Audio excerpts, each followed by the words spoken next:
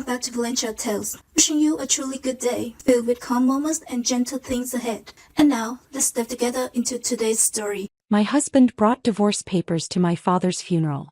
Made me sign them at the reception. Said your dad would want you to do the right thing. My family watched in horror. I signed. He left with his girlfriend.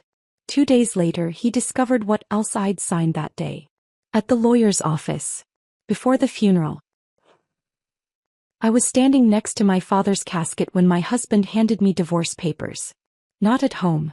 Not in private. Right there in the church reception hall, surrounded by people who'd come to pay their respects. The florals from the service were still fresh. Dad had been dead less than 6 hours.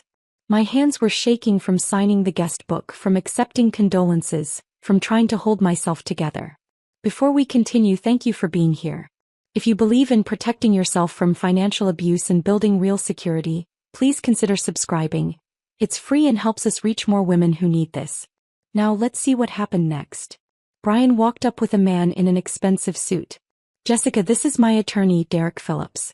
We need you to sign something. I stared at the manila folder in Brian's hands. At his face, composed, almost gentle. At the people around us, Dad's friends and coworkers, starting to notice something was wrong. Now. My voice came out broken. Your dad would want you to do the right thing, Brian said, loud enough for others to hear. Be honest about our marriage. Sign these and we can both move on. The room went silent. My aunt gasped. My father's best friend took a step forward, then stopped. Everyone was watching. Everyone was waiting to see what I'd do. I looked down at the papers Brian was offering. Divorce petition. My name as respondent. His name as petitioner. All the legal language about irreconcilable differences and asset division. You're doing this here? At my father's funeral. I'm doing this now because it needs to be done, he said. Before things get complicated with the estate. Your dad would understand. He'd want you to be practical. Something about the way he said it, the fake sympathy, the manipulation, the timing, made me think about the meeting I'd had that morning. The one Brian didn't know about. The one at the lawyer's office 2 hours before Dad's service. The one where I'd learned everything. Okay, I whispered. I'll sign. But what Brian didn't know was what else I'd signed that day. What I'd learned. What trap my father had set in his final 72 hours of life. He didn't know that the papers I'd signed that morning had already destroyed him. Let me back up. Let me tell you how I got here. How my father ended up dead at 72. How my husband ended up serving me divorce papers over his casket. How my entire life unraveled and rebuilt itself in the span of 1 week. It started 3 days earlier, on a Monday morning that felt exactly like every other Monday morning for the past 7 years. I stood at the kitchen counter at 5:30 a.m., making coffee in the same chipped pot I'd been using since Brian and I got married. The machine gurgled and dripped, filling our small rental house with a smell that should have been comforting but just felt repetitive. Another day. Another early shift. Another morning of waking up before my husband because I had a real job and he had networking meetings. Brian was still asleep upstairs. He'd been sleeping later and later over the past year, claiming his investor calls ran late into the night. I'd stopped questioning it months ago because questions led to arguments, and arguments led to me feeling like I was crazy for not understanding his vision. I worked at Memorial Hospital as a medical billing specialist. Fancy title for sitting in a basement cubicle processing insurance claims for people I'd never meet. The job paid okay, enough to cover our rent, groceries, utilities, and whatever Brian's latest business venture required. He always had a venture. Always had a pitch. Always had a reason why this one would be different from all the others that had failed. My phone buzzed on the counter. A text from Dad. Breakfast Thursday? Need to talk to you about something. Important. I frowned at the screen. Dad usually texted about breakfast on Saturdays, our standing weekly tradition. Thursday was different. And important wasn't a word Dad used lightly. I typed back, everything okay? 3 dots appeared, then disappeared. Then appeared again. Finally, we'll explain Thursday. 7 a.m. at Pete's. Love you, kiddo. Something about that message made my stomach tighten. Dad was 72, still working as an electrician, still climbing ladders and fixing wiring in buildings across 3 states. I worried about him constantly, especially since Mom had died when I was 16. He was all I had left. Him and Brian, and lately Brian felt more like a stranger than a husband. Brian stumbled downstairs at 6:15, hair messy, wearing the clothes he'd fallen asleep in on the couch last night. Another late networking meeting, he'd said when he came home at midnight. Another opportunity that required his full attention. He kissed my forehead without really looking at me. Morning. Morning. Coffee's ready. Can't. Running late. He grabbed his keys, checked his phone, headed for the door. Late for what? It's 6:15 in the morning. Breakfast meeting with a potential investor. This one's different, Jess. This one's real. I'd heard that exact sentence at least 50 times in 7 years. Brian, we need to talk about some bills. Later. Promise. This meeting could change everything. The door closed behind him. I stood alone in our kitchen holding my coffee, staring at the stack of red-stamped envelopes on the counter I'd been avoiding for weeks. Past due. Final notice. Collections warning. I noticed something then. The cologne. Brian was wearing the expensive cologne he kept in the bathroom cabinet, the one he said was too special for every day. He was wearing it for a 6:30 a.m. breakfast meeting. That detail stuck with me all day. Through my commute to the hospital. Through 8 hours of processing claims in my windowless cubicle between Sharon, who talked constantly about her grandkids, and Lisa, who complained about her deadbeat ex-husband. Through lunch in my car, eating a sandwich I'd packed because we couldn't afford the cafeteria. Around 3 p.m., I opened my personal email to check something for a claim I was processing. That's when I saw it.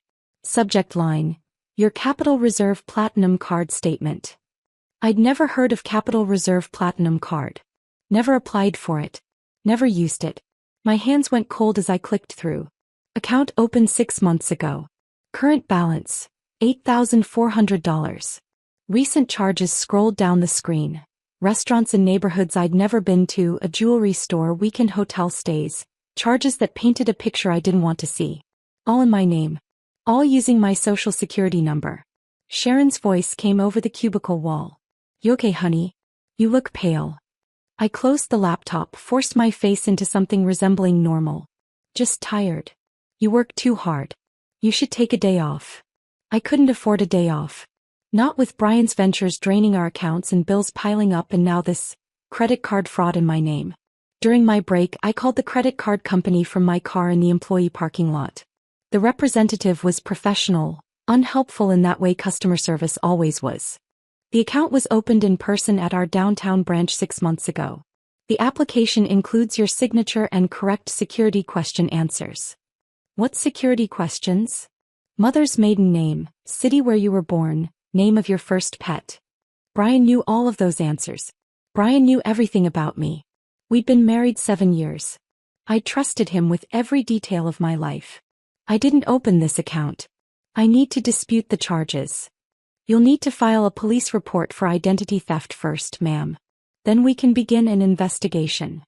I sat in my Honda Civic staring at the hospital building, at people walking in and out living their normal lives, and felt something crack inside my chest. Not a clean break. A fracture that had been forming for months, maybe years, finally splitting open. My phone rang. That, "Hey kiddo, about Thursday. Can we move it up? Tomorrow morning instead? Same time, same place." His voice sounded strange. Tight. Urgent. "Dad, what's going on? You're scaring me." "Nothing to be scared about. Just need to talk to you about some paperwork. Estate stuff. Boring but important." "Are you sick?" "No." "Well, no more than usual. Just getting old and trying to be responsible." Thursday at 7 a.m. Pete's Breakfast Corner. Don't tell Brian. That last part stopped me. Why not? Just don't. Please. Trust me on this. He hung up before I could ask more questions. I drove home in a fog, my brain trying to connect dots I didn't want to see. The credit card fraud. Brian's late nights.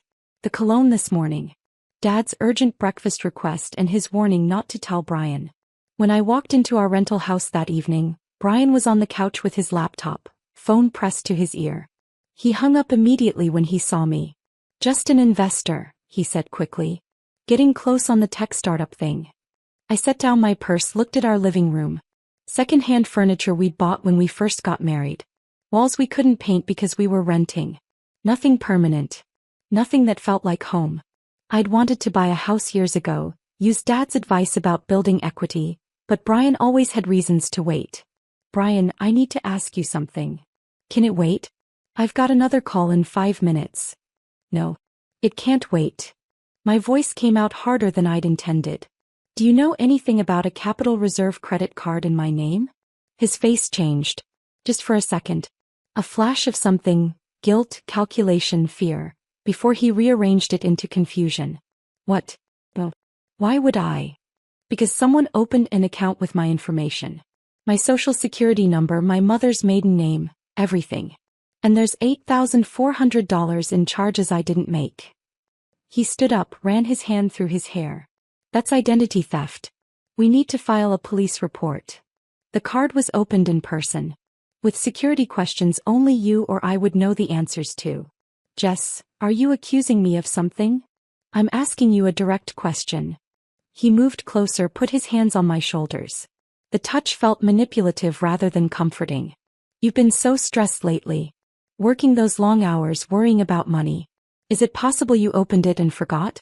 Maybe during one of those nights you couldn't sleep. The word appeared in my mind with perfect clarity. Gaslighting. I stepped back away from his hands. I didn't open it, Brian. Hey. Okay. He held up his hands like I was being unreasonable. I believe you. We'll figure it out. But right now I really do have this call I can't miss. It's with the Silicon Valley guy, the one who could actually fund the whole thing. Can we talk about this tonight? He grabbed his keys, his phone, his laptop. I'll be at the coffee shop. Better Wi-Fi for video calls. The door closed behind him. I stood alone in our rented house, surrounded by temporary furniture and unpaid bills and the growing certainty that my husband was lying to me about everything. I didn't sleep that night.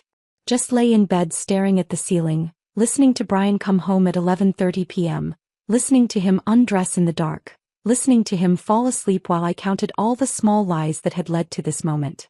Thursday morning, I met Dad at Pete's Breakfast Corner at 7 a.m. The diner was a place we'd been going since I was a kid.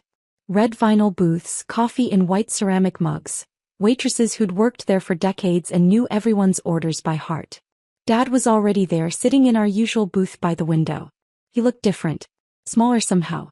Older than he'd looked the week before. You look tired, Dad. He smiled, but it didn't reach his eyes. Could say the same about you, kiddo. We ordered. Him the lumberjack special. Me the eggs and toast I never finished. The waitress left and Dad pulled an envelope from his jacket pocket. I need you to go somewhere this morning. Before work. He slid the envelope across the table. Inside was a business card. Eleanor Hartwell, estate attorney. Dad, what's going on? His jaw tightened. The same expression he'd had when Mom was sick, when he was trying to be strong for me. I'm updating some paperwork. The will, the properties, all that stuff. Eleanor's been my attorney for years. She needs you to sign some things. What properties? He waved his hand dismissively. Some rental houses I picked up over the years. Union benefits, retirement stuff. Nothing exciting. But it's important you're there. 9 a.m. Her office is downtown, 10 minutes from the hospital. Can't this wait until the weekend? No. The word came out sharp. Then he softened. Please, Jess. I need you there this morning. It's important. Something in his voice made me agree. We finished breakfast mostly in silence. He paid like always and walked me to my car in the parking lot. He hugged me longer than usual. Tighter. Whatever happens, kiddo, remember, I've always got your back. Always have, always will. Dad, you're really scaring me now. Don't be scared. Just be smart. And remember, I love you. He got in his truck and drove away. I sat in my car staring at the business card, wondering why my father's hug had felt like goodbye. Eleanor Hartwell's office was in a brick building downtown, the kind with brass nameplates and wood-paneled elevators. The receptionist led me to a conference room with dark furniture and walls lined with law books. Eleanor was maybe 55, sharp eyes, graying hair pulled back in a bun. She closed the door and sat across from me. Your father called me Monday evening, she said without preamble. He said it was urgent. Life or death urgent. Those were his exact words. My stomach dropped. Is Dad sick? Not in the way you're thinking. She opened a file folder thick with documents. Jessica, what I'm about to tell you is going to be overwhelming. But I need you to listen carefully because we don't have much time. She spread papers across the table. Property deeds. Bank statements. Trust documents. Your father owns 12 rental properties across 3 cities. He's been acquiring them for 40 years, starting when your mother was still alive. Current appraised value, approximately $4.2 million. Monthly rental income after expenses, around $18,000. Total estate value including life insurance and other assets, just over $5 million. The room tilted. That's impossible. Dad's an electrician. Your father is an electrician who invested every extra dollar he ever made into real estate. He kept it quiet. Lived modestly. Let everyone think he was just scraping by. He did it to protect what he'd built. She pulled out another document, this one newer, the paper still crisp. Monday afternoon your father came to this office extremely agitated. He showed me a text message on his phone. A photo of your husband with another woman. The message came from an unknown number. Your father said, and I quote, "That son of a bitch married my daughter for money she doesn't even know exists." The words hit me but didn't quite land. Brian was cheating. Dad had proof. Dad had known before I did. Your father spent Monday, Tuesday, and yesterday in this office, restructuring his entire estate. He created an irrevocable trust with you as sole beneficiary. Everything, all 12 properties, all rental income, life insurance, pensions, savings, transferred into a trust that specifically excludes spousal claims under any circumstances. She pushed the documents toward me. As of yesterday at 3 p.m., you became the sole owner of your father's entire estate. The trust structure means even though you're married, Brian has no legal claim to any of it. It's protected from divorce settlements, bankruptcy, creditor claims, lawsuits. Everything. I don't understand. Why the rush? Why this week? Eleanor's expression softened. Because your father knew what was coming. He said Brian would try to serve you divorce papers soon, probably at a moment when you'd be vulnerable and emotional. He said, men like Brian always strike when they think they have the advantage. Your father wanted you protected before that happened. She handed me the final document, a sealed envelope with my name in Dad's handwriting. He made me promise to give you this after explaining the trust. He also recorded video testimony yesterday, documenting his mental capacity and his reasons for the trust structure. He was very thorough, Jessica. Whatever challenges come, this will hold up. My hands shook as I took the envelope. When did he finalize everything? Yesterday. Wednesday at 3 p.m. He signed the last papers, recorded his testimony, paid my retainer from his business account. He seemed. She paused. Relieved. Like he'd been carrying a tremendous weight and finally set it down. He shook my hand, thanked me for 40 years of legal service and said something strange, "Now I can rest." My phone rang. Brian. I stared at his name on the screen, unable to move. Eleanor reached across the table. Jessica, I received a call at 6 a.m. this morning from a Detective Morrison with the county sheriff's office. Your father had a massive heart attack last night in his sleep. The paramedics couldn't revive him. I'm so sorry. The conference room disappeared. Sound became muffled. My father was dead. Dad was gone.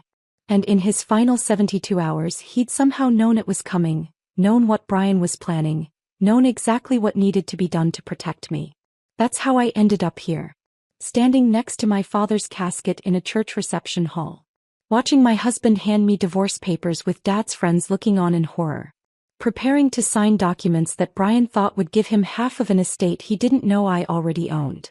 Preparing to spring the trap my father had built in his last 3 days of life. Derek Phillips followed us to a small Sunday school classroom upstairs, away from the reception. Children's drawings covered the walls. Noah's Ark, Jesus with lambs, bright crayons on construction paper. Tiny chairs were stacked in the corner. The room smelled like old books and glue sticks. He closed the door, opened his leather folder with practiced efficiency. Mrs. Morrison, I represent your husband in a personal legal matter. Given the timing of your father's passing and the need for clarity regarding estate proceedings, Mr. Morrison has asked me to present you with these documents today. He pulled out papers, set them on a child-sized table. Divorce petition. State of Oregon. Petitioner, Brian James Morrison. Respondent, Jessica Marie Morrison. My aunt's face appeared in the small window of the classroom door. She looked horrified, mouthing words I couldn't hear. Other faces joined hers. Dad's coworkers, neighbors, people who'd come to honor my father and were now witnessing this. You want me to sign divorce papers right now? While my father's body is downstairs. Brian's voice went soft, manipulative. Jess, I know the timing is terrible. But your dad would want you to be honest. About us. About our marriage. We've been unhappy for years. You know that. I stared at him. At this man who'd slept beside me for 7 years. Who I'd supported through every failed venture. Who'd kissed my forehead this morning before the funeral and told me he'd be there for me through everything. The easy way or the hard way, Derek interjected. Easy. You sign today, we file uncontested, divide assets equally, nobody fights. Clean and simple. Hard way. Contested divorce, years of litigation, your father's estate frozen during proceedings. Expensive and painful for everyone involved. Brian stepped closer, lowered his voice like we were the only people in the room. I don't want to hurt you more than you're already hurting. Sign these, we both walk away, we both start over. Your dad was practical. He'd understand. The faces in the window multiplied. I could see Maria from Dad's duplex. Curtis from the Morrison Street building. People Dad had helped for decades, watching his daughter get ambushed at his funeral. I thought about that morning. About Eleanor's office. About the documents I'd signed at 7 a.m., 2 hours before the service started. About the empire I'd learned existed while Dad's body was still at the morgue. Okay, I whispered. Where do I sign? Relief flooded Brian's face. Derek pulled out a pen, showed me the signature lines. Initial here. Sign there. Date this page. My hand shook. Real tears now, because my father was really dead and this marriage was really over, and I was signing papers in a Sunday school classroom while people watched through the window like this was some kind of horrible theater. I signed Jessica Morrison 4 times. Derek witnessed each one, dated them, collected everything back into his folder. I'll file these Monday morning. You'll receive confirmation within the week. Brian actually hugged me. Put his arms around me like he cared, like the past 7 years had meant something. Thank you for being reasonable. This is the right thing. You'll see. They left. I stood alone with crayon drawings of Bible stories, listening to footsteps descend the stairs, listening to my aunt's voice raised in anger downstairs, listening to my marriage end in the same building where my father's funeral had just happened. I waited 30 seconds. Then I went back down to the reception. Brian was already at a table with 2 of his friends, checking his phone, relaxed like he'd just finished an unpleasant but necessary task. He caught my eye, gave me a small nod. Almost sympathetic. I walked to the corner where Eleanor stood near the coffee station. She'd arrived during the funeral service, sat in the back, didn't approach me until now. It's done, I said quietly. She nodded once. Good. Now we wait. I moved through the rest of the reception like a ghost. Accepting condolences. Listening to stories about Dad I'd never heard. A woman named Maria from the 7th Avenue duplex hugged me, cried with me, told me my father had waived her rent for 3 months when she'd lost her job. Curtis, an elderly man from Morrison Street, said Dad had fixed his grandson's car for free last winter. Story after story of a man who'd lived quietly, generously without ever telling me. The Johnson family approached, young parents with a toddler. Your dad installed playground equipment behind our building with his own hands, the mother said. Wouldn't let us pay him. Said kids needed safe places to play. These people knew my father better than I'd known him.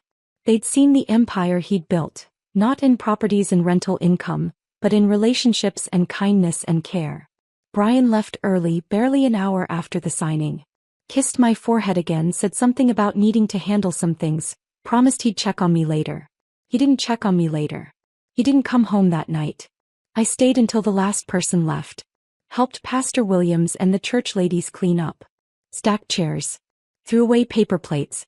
Put leftover casseroles in containers. Physical work that didn't require thinking. Your father was a good man, Pastor Williams said as we wiped down tables. Best kind. The kind who did right without needing credit for it. I drove to a Holiday Inn Express instead of going home. Paid cash. Used my mother's maiden name to check in. Eleanor had suggested it that morning during our first meeting before the funeral. You don't want to be accessible this weekend. Let Brian think everything's going according to his plan. Let him get comfortable. I lay on the hotel bed, still in my funeral dress, and finally opened my phone to the dozens of missed calls and messages. 7 from Brian, increasingly annoyed. Where are you? Jess, I need to talk about the property list for probate. Why aren't you answering? We need to stay ahead of this. Then a text from a number I didn't recognize. This is Vanessa. Brian's with me. We need to discuss asset division. Please call tomorrow. Vanessa. The blonde woman from the photo Eleanor had shown me. The one kissing my husband 2 weeks ago. My phone rang. Eleanor. How are you holding up? I signed the papers. Just like Dad planned. Good. Monday morning, Brian's attorney will file the divorce petition. By Monday afternoon he'll try to access information about your father's estate.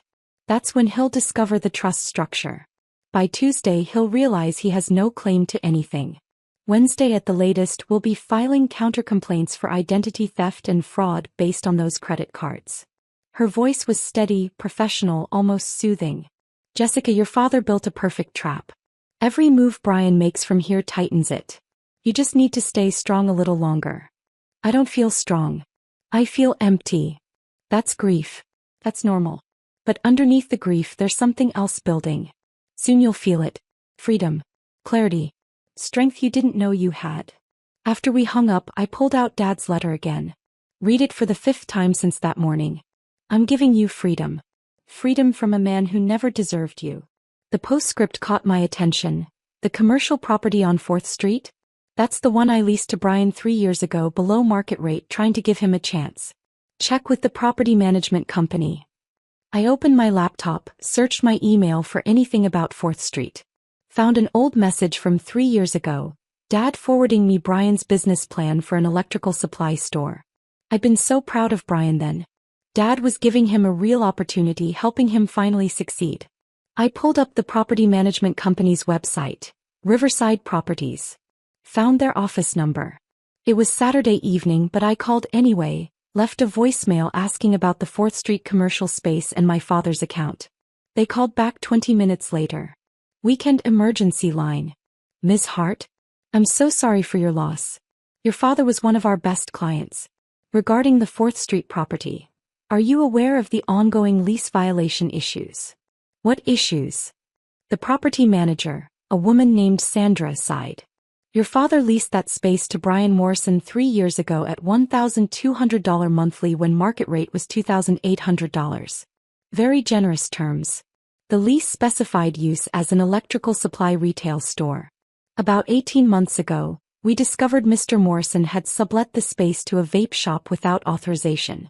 He was collecting roughly $3,000 monthly from the subtenant while paying your father $1,200 and pocketing the difference. My stomach turned. Your father tried to work with him. Multiple warnings. Payment plans. Second chances. But Mr. Morrison fell 3 months behind on rent, violated the sublease clause repeatedly, and ignored all communication. 6 months ago, your father authorized us to begin eviction proceedings and filed a civil suit for back rent and damages. Total amount owed, $47,000. I sat on the hotel bed, phone pressed to my ear, understanding spreading through me like poison. Has Brian been served with the lawsuit? Not yet. The papers were supposed to be delivered this week, but given your father's passing we held them out of respect. We weren't sure how you wanted to proceed. Proceed exactly as my father instructed. Serve the papers. Continue the eviction. All of it. Are you sure? It's a family matter now. Brian Morrison is not my family. Not anymore. My father made his decision. I'm standing by it. After hanging up, I sat in that generic hotel room with its beige walls and mass-produced art, and felt something shift inside me. Not grief anymore. Not shock. Something colder. Harder. Brian hadn't just cheated on me. He'd stolen from my father. Lied about his business failing when actually he'd been committing fraud. Used Dad's generosity as another revenue stream while crying poverty at home. Dad had known. For 6 months, Dad had known and said nothing to me. Building his case. Documenting everything. Protecting me the only way he knew how. I texted Eleanor, the 4th Street property. Dad leased it to Brian. He's been defrauding Dad for 18 months. There's a lawsuit pending. Can we use this? Her response came immediately. Yes. That's fraud, breach of contract, and evidence of character. Adds weight to everything else. Your father was meticulous, Jessica. Every piece matters. Sunday morning I woke early in that hotel room. Couldn't go home. Couldn't face the house I'd shared with Brian. Instead, I drove to the first property on Eleanor's list. The duplex on 7th Avenue where Maria lived. The building was small but well-maintained. 2 units, flower boxes on the windows, a neat lawn someone clearly cared for. Dad's old truck was still parked in the small lot behind it, work tools visible through the rear window. I sat in my car staring at that truck. The faded Union sticker on the bumper. The toolbox he'd had since before I was born. He'd driven this truck for 18 years. Never replaced it because it still worked.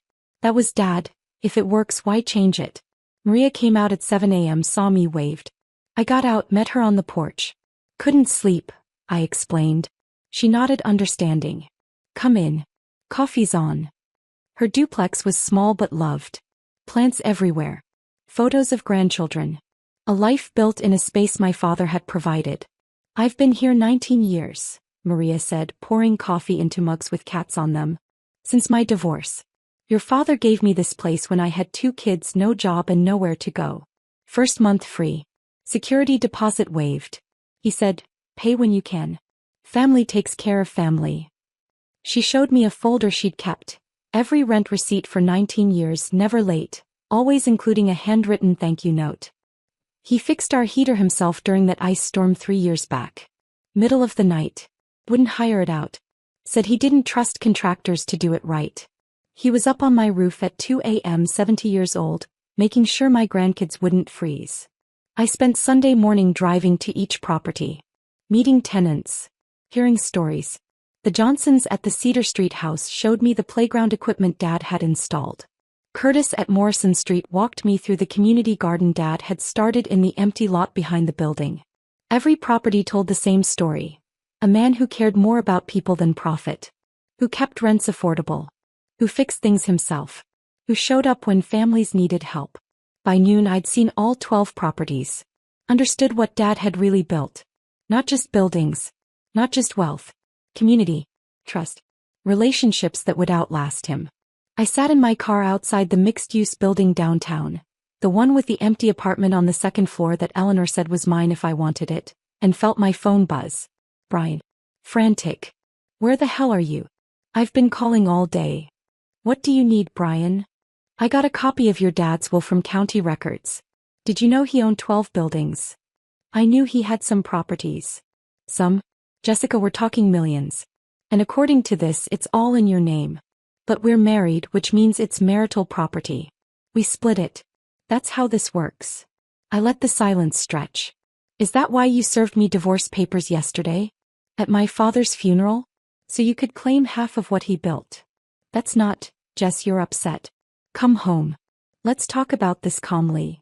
I'm not coming home. Consider those papers I signed my agreement. We're done. You can't just, we need to settle the assets. The estate goes through probate. I have rights. What rights, Brian? He hung up. Minutes later Vanessa called. Jessica, this is Vanessa Chin. I'm a real estate professional and a friend of Brian's. He's asked me to help facilitate asset division discussions. I think we should meet with attorneys to ensure everything's handled fairly. Her voice was smooth, practiced like she'd done this before. These properties need management. Brian has expressed interest in taking over several units as part of his settlement share. Brian has no settlement share. But thank you for calling. I hung up, sat in my car, watched people walk past on the downtown sidewalk, living their normal Sunday lives, having no idea that my entire world had exploded and rebuilt itself in 72 hours. My father had died knowing what Brian was. Had spent his last days protecting me from it. Had built a trap so perfect that Brian was already walking into it without knowing. And I was going to watch every single step. Monday morning I sat in Eleanor's office again. The space felt different now, less like a place where bad news got delivered and more like a war room. She'd been working all weekend. Files covered the conference table, organized by property, by date, by type of documentation. Coffee? She offered, pouring from a carafe without waiting for my answer. I took the mug, grateful for something to hold. I hadn't slept in the hotel Sunday night. Just lay there replaying Brian's voice on the phone, the way he'd gone straight to the money, the way Vanessa had called like she had any right to speak to me. We're starting with the commercial property on 4th Street, Eleanor said, pulling out the thickest folder. The one your father leased to Brian. I'd almost forgotten about Dad's postscript. Almost. Eleanor opened her laptop, angled it so I could see the screen. Email exchanges between Dad and Riverside Properties, the management company. The messages started 3 years ago, friendly and optimistic. Jason Hart leasing 2,400 square feet to son-in-law Brian Morrison for electrical supply store. Below market rate approved. $1,200 per month when market rate is $2,800. Lease term, 3 years with option to renew. Dad had believed in Brian once. Had given him a real opportunity, not just talked about it. Had cut the rent by more than half to give him a fighting chance. I scrolled through more emails. The tone shifted around 18 months ago. Jason, need to discuss 4th Street property. Tenant has sublet space to retail vape shop without authorization per lease agreement. Lease specifies electrical supply store only. Please advise. Dad's response, I'll talk to Brian. He probably needed extra income to get through the startup phase. I'll have him correct it. More emails. More promises from Brian that Eleanor showed me in forwarded messages. Getting the vape shop out this month, I swear. Just need another few weeks to transition. The electrical supply business is picking up. Won't need the sublease much longer. Wise. All wise.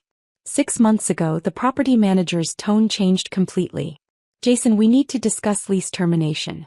Tenant is 3 months behind on rent. Sublease continues despite multiple violations. Neighboring businesses complaining about increased foot traffic and loitering. The vape shop is causing problems we can't ignore. Your call on how to proceed, but this situation isn't sustainable. Dad's response was dated 3 days before he changed his will. Proceed with eviction. File necessary paperwork. I made a mistake trusting this man. Document everything for legal purposes. Eleanor closed the laptop. Your father discovered Brian was collecting roughly $3,000 monthly from the vape shop subtenant. He paid your father $1,200, pocketed the $1,800 difference, and told both of you the business was struggling. My hands tightened around the coffee mug. For how long? 18 months. Total amount Brian owes your father in back rent, unpaid utilities, property damages and lease violations. $47,000. Your father filed a civil suit 2 weeks ago. Brian hasn't been served yet. The papers were scheduled for delivery this week, but the process server held them after your father died, waiting for instruction from the estate.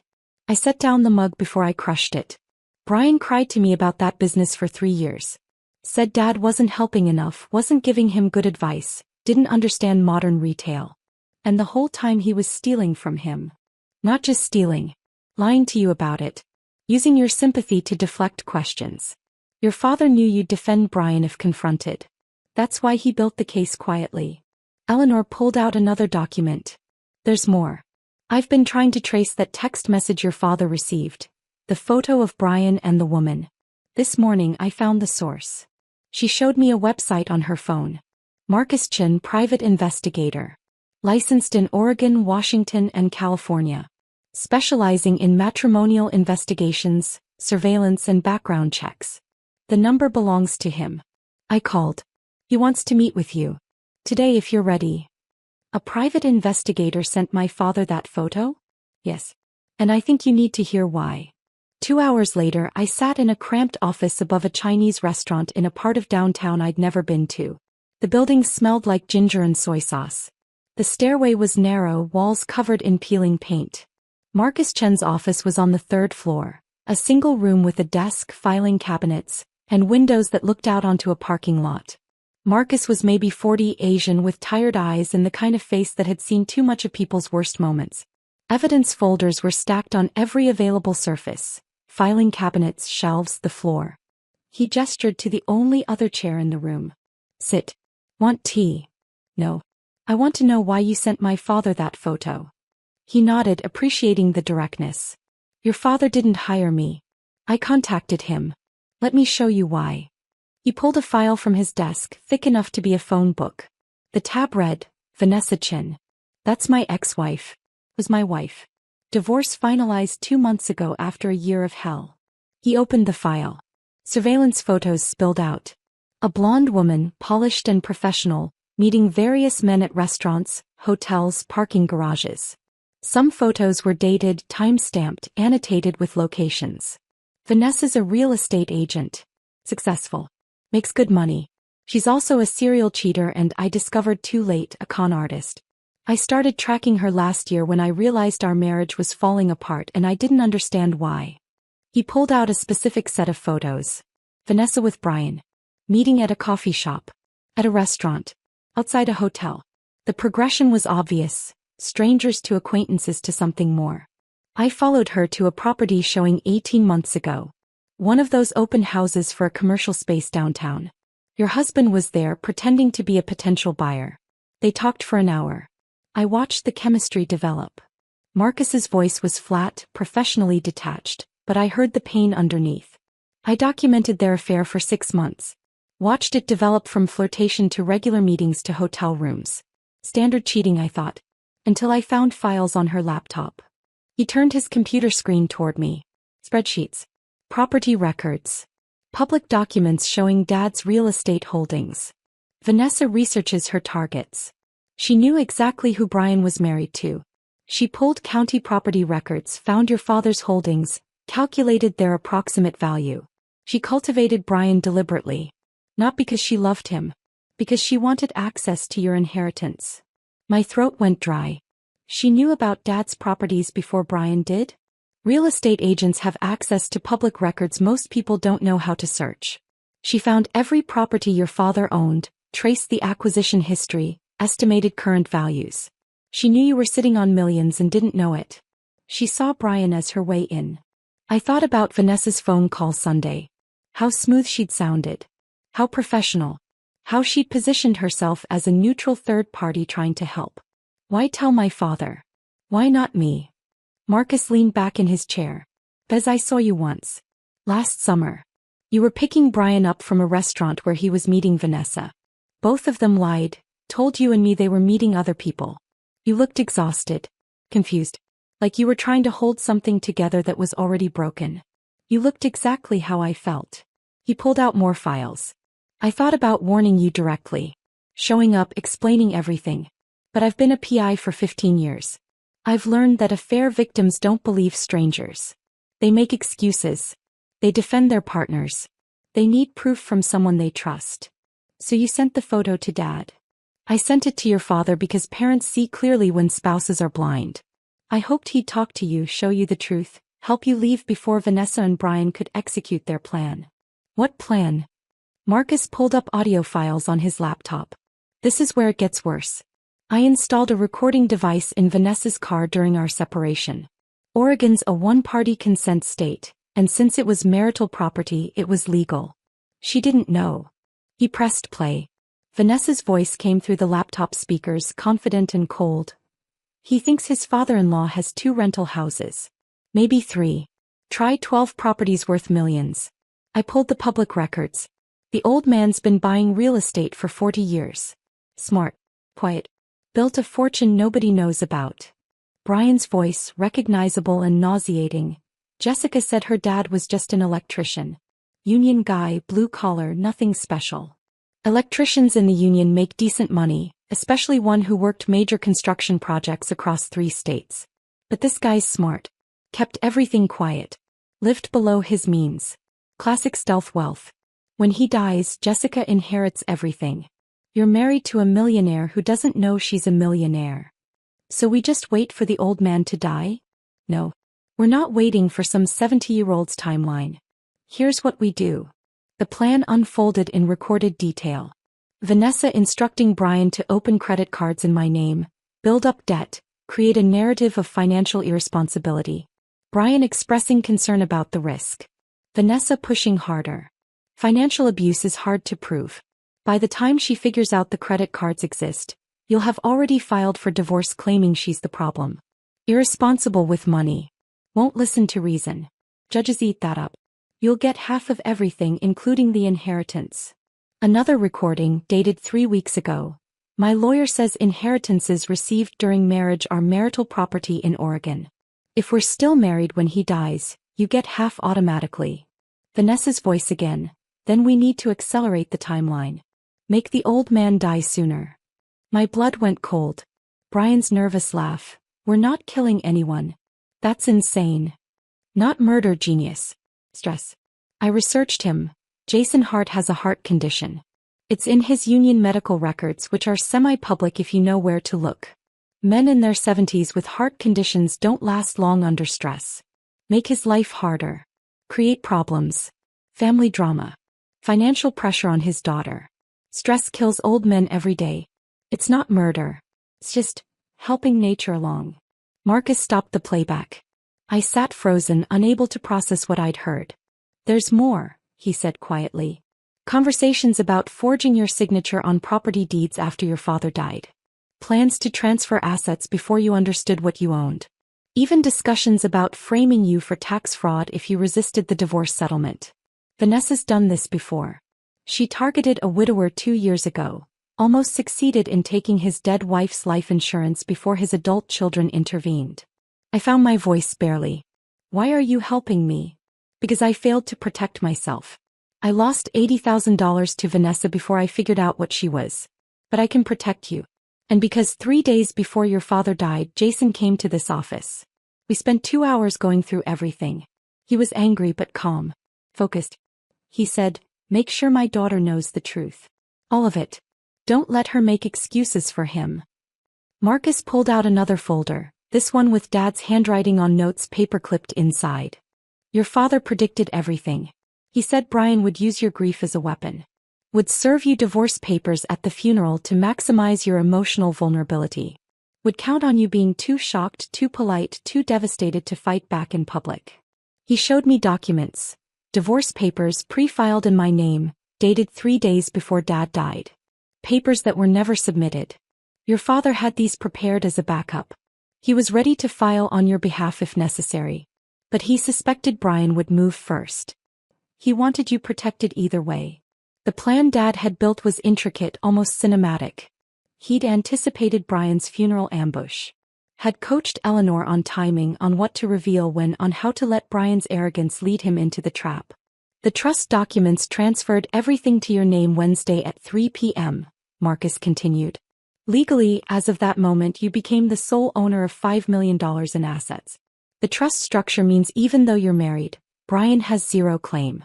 It's protected from divorce, bankruptcy, lawsuits, creditors, everything. He pulled out surveillance photos from the past week. Brian meeting with his attorney Derek Phillips.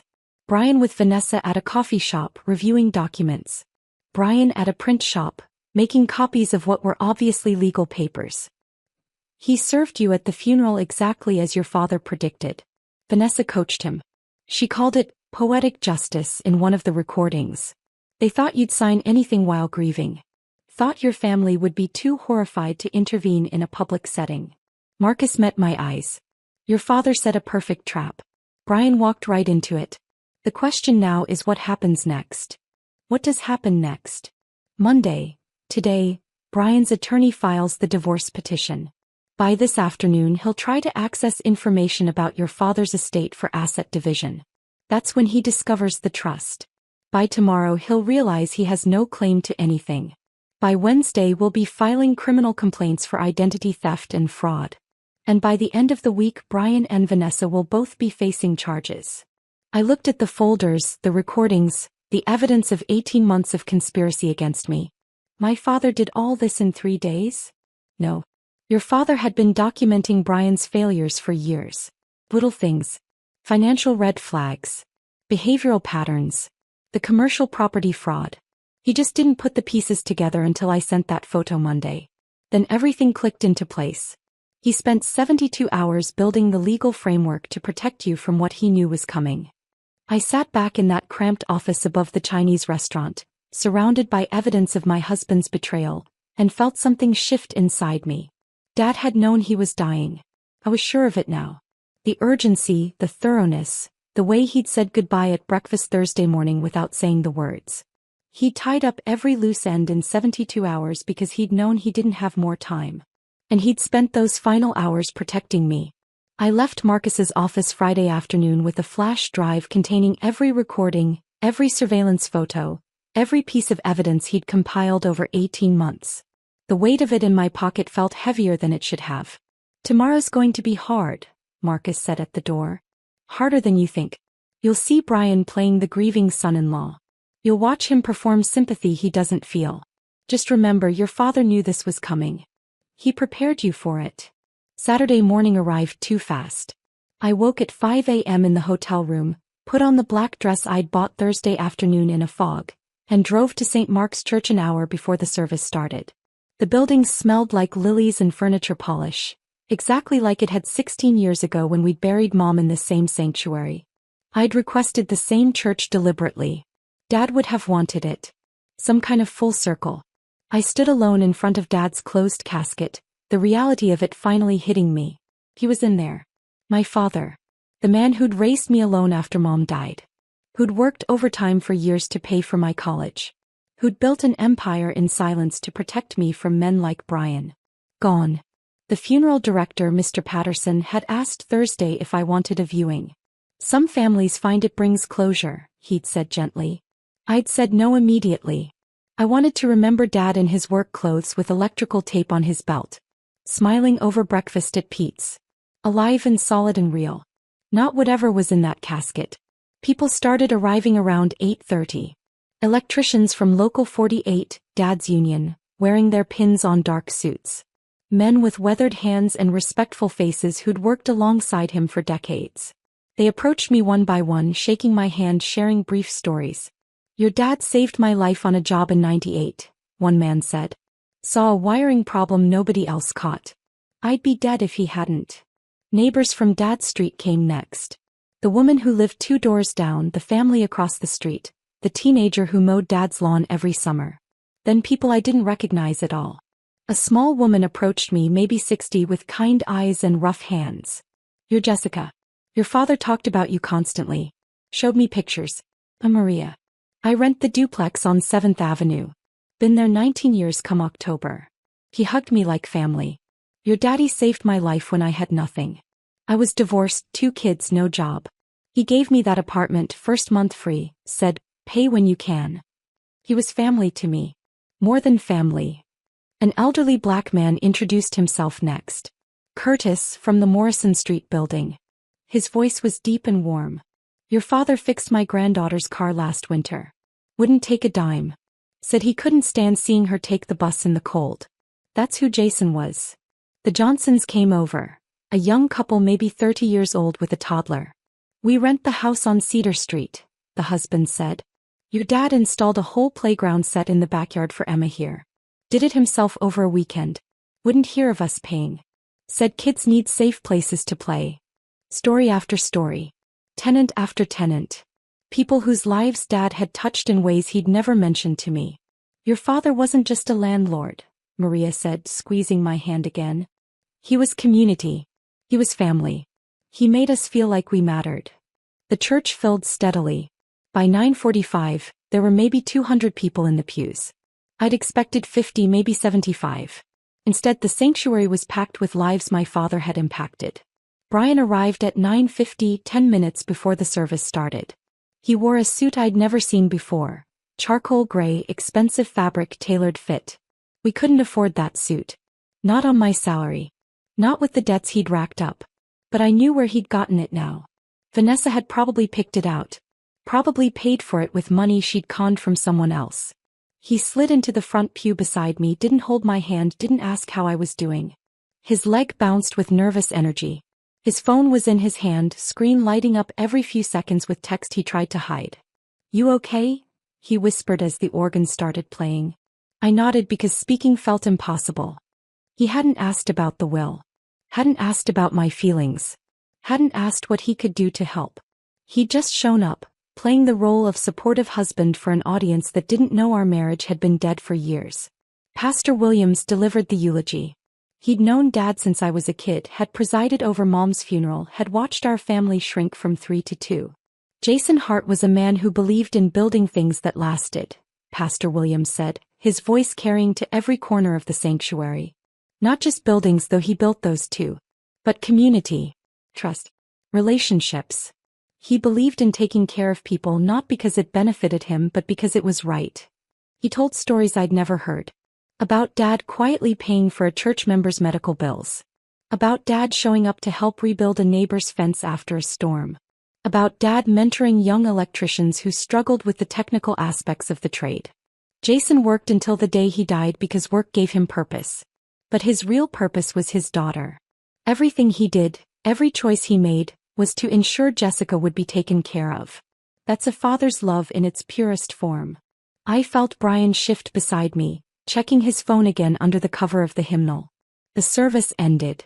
We filed out to the church basement for the reception. Exactly the kind of gathering Dad would have wanted. No fancy catering. No expensive arrangements. Just folding tables covered in casseroles and sandwich trays brought by church members. Coffee in big industrial percolators. Paper plates and plastic forks. Simple. Practical. I stood near a memory board I'd put together Friday evening. Photos of Dad through the years. Dad and Mom on their wedding day. Dad holding baby me in the hospital. Dad at my high school graduation. Dad in his work truck, smiling, covered in sawdust from some project. The line of people wanting to express condolences seemed endless. Marcus showed up around noon, standing at the back of the basement near the coffee station. We'd agreed he'd attend, be a witness, be ready for whatever Brian tried. He caught my eye once, nodded. A silent message. I'm here. Brian brought me a plate of food I couldn't imagine eating. You should sit down. You look exhausted. I was exhausted. Grief, exhaustion mixed with anticipation, mixed with rage that sat in my chest like hot coal. I'm okay. We should talk about next steps soon. The estate stuff. I've been thinking about how to handle the probate filing. Jessica Morrison? A man I didn't recognize approached. Late 40s, expensive suit, leather folder tucked under his arm. Professional haircut. Confident posture. Yes. I'm Derek Phillips, attorney. I'm so sorry for your loss.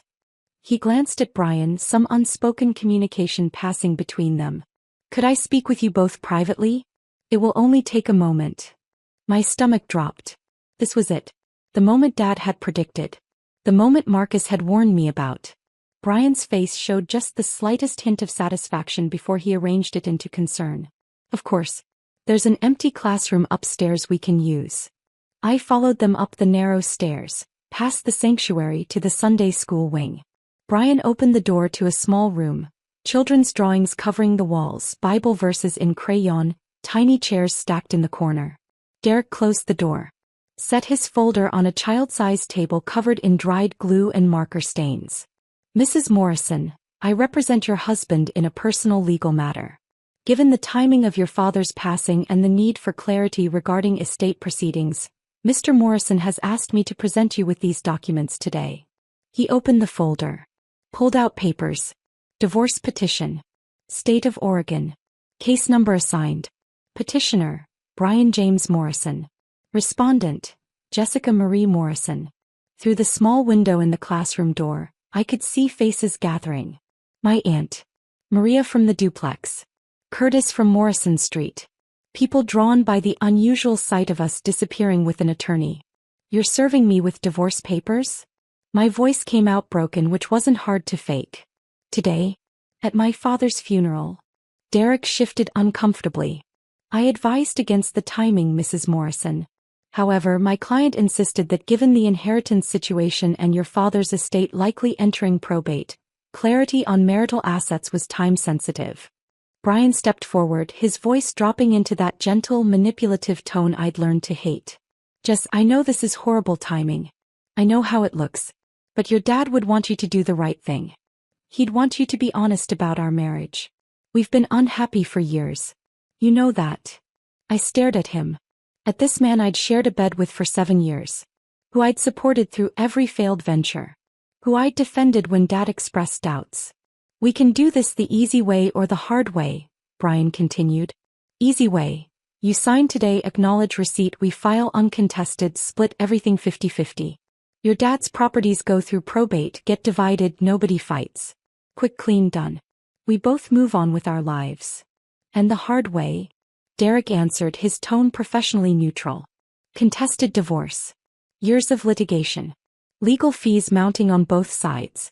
Your father's estate frozen during proceedings, costing money in attorney fees and court costs. Painful for everyone involved. Brian moved closer, put his hand on my shoulder. Through the door window, I saw my aunt's face go pale with shock. I don't want to make this harder than it already is, Brian said. I don't want to hurt you more than you're already hurting. Sign the papers now. Grieve your dad without this hanging over you. Deal with the legal details later when you're thinking more clearly. I promise I'll make this as painless as possible. The eagerness in his voice was barely hidden under the fake compassion. He thought he was winning. Thought he timed this perfectly. Thought I'd sign anything while grief-stricken and surrounded by witnesses who'd pressure me not to make a scene. I thought about Dad's letter. About Marcus's recordings. About Vanessa's voice on that audio file saying, "Make the old man die sooner." "Okay," I whispered. "Where do I sign?" Brian's relief was visible. His shoulders relaxed. A small smile touched his lips before he caught himself. Derek laid the papers out on the tiny table, showed me signature lines. Initial here, here, and here. Sign at the bottom. Date this page. My hand shook as I picked up the pen. Real tears now, because my father really was dead and this marriage really was over, and I was standing in a Sunday school classroom signing divorce papers while children's drawings of Noah's Ark looked down at me. I signed Jessica Morrison 4 times. Derek witnessed each signature, added his own name, dated everything with careful precision. "I'll file these Monday morning first thing," he said, collecting papers back into his folder. "You'll receive official confirmation within 7 to 10 business days. If you have questions, your attorney can contact my office." Brian actually hugged me, pulled me against his chest like he cared. Like the past 7 years had meant something. Like he was sad this was ending. "Thank you for being reasonable," he said into my hair. "This is the right thing.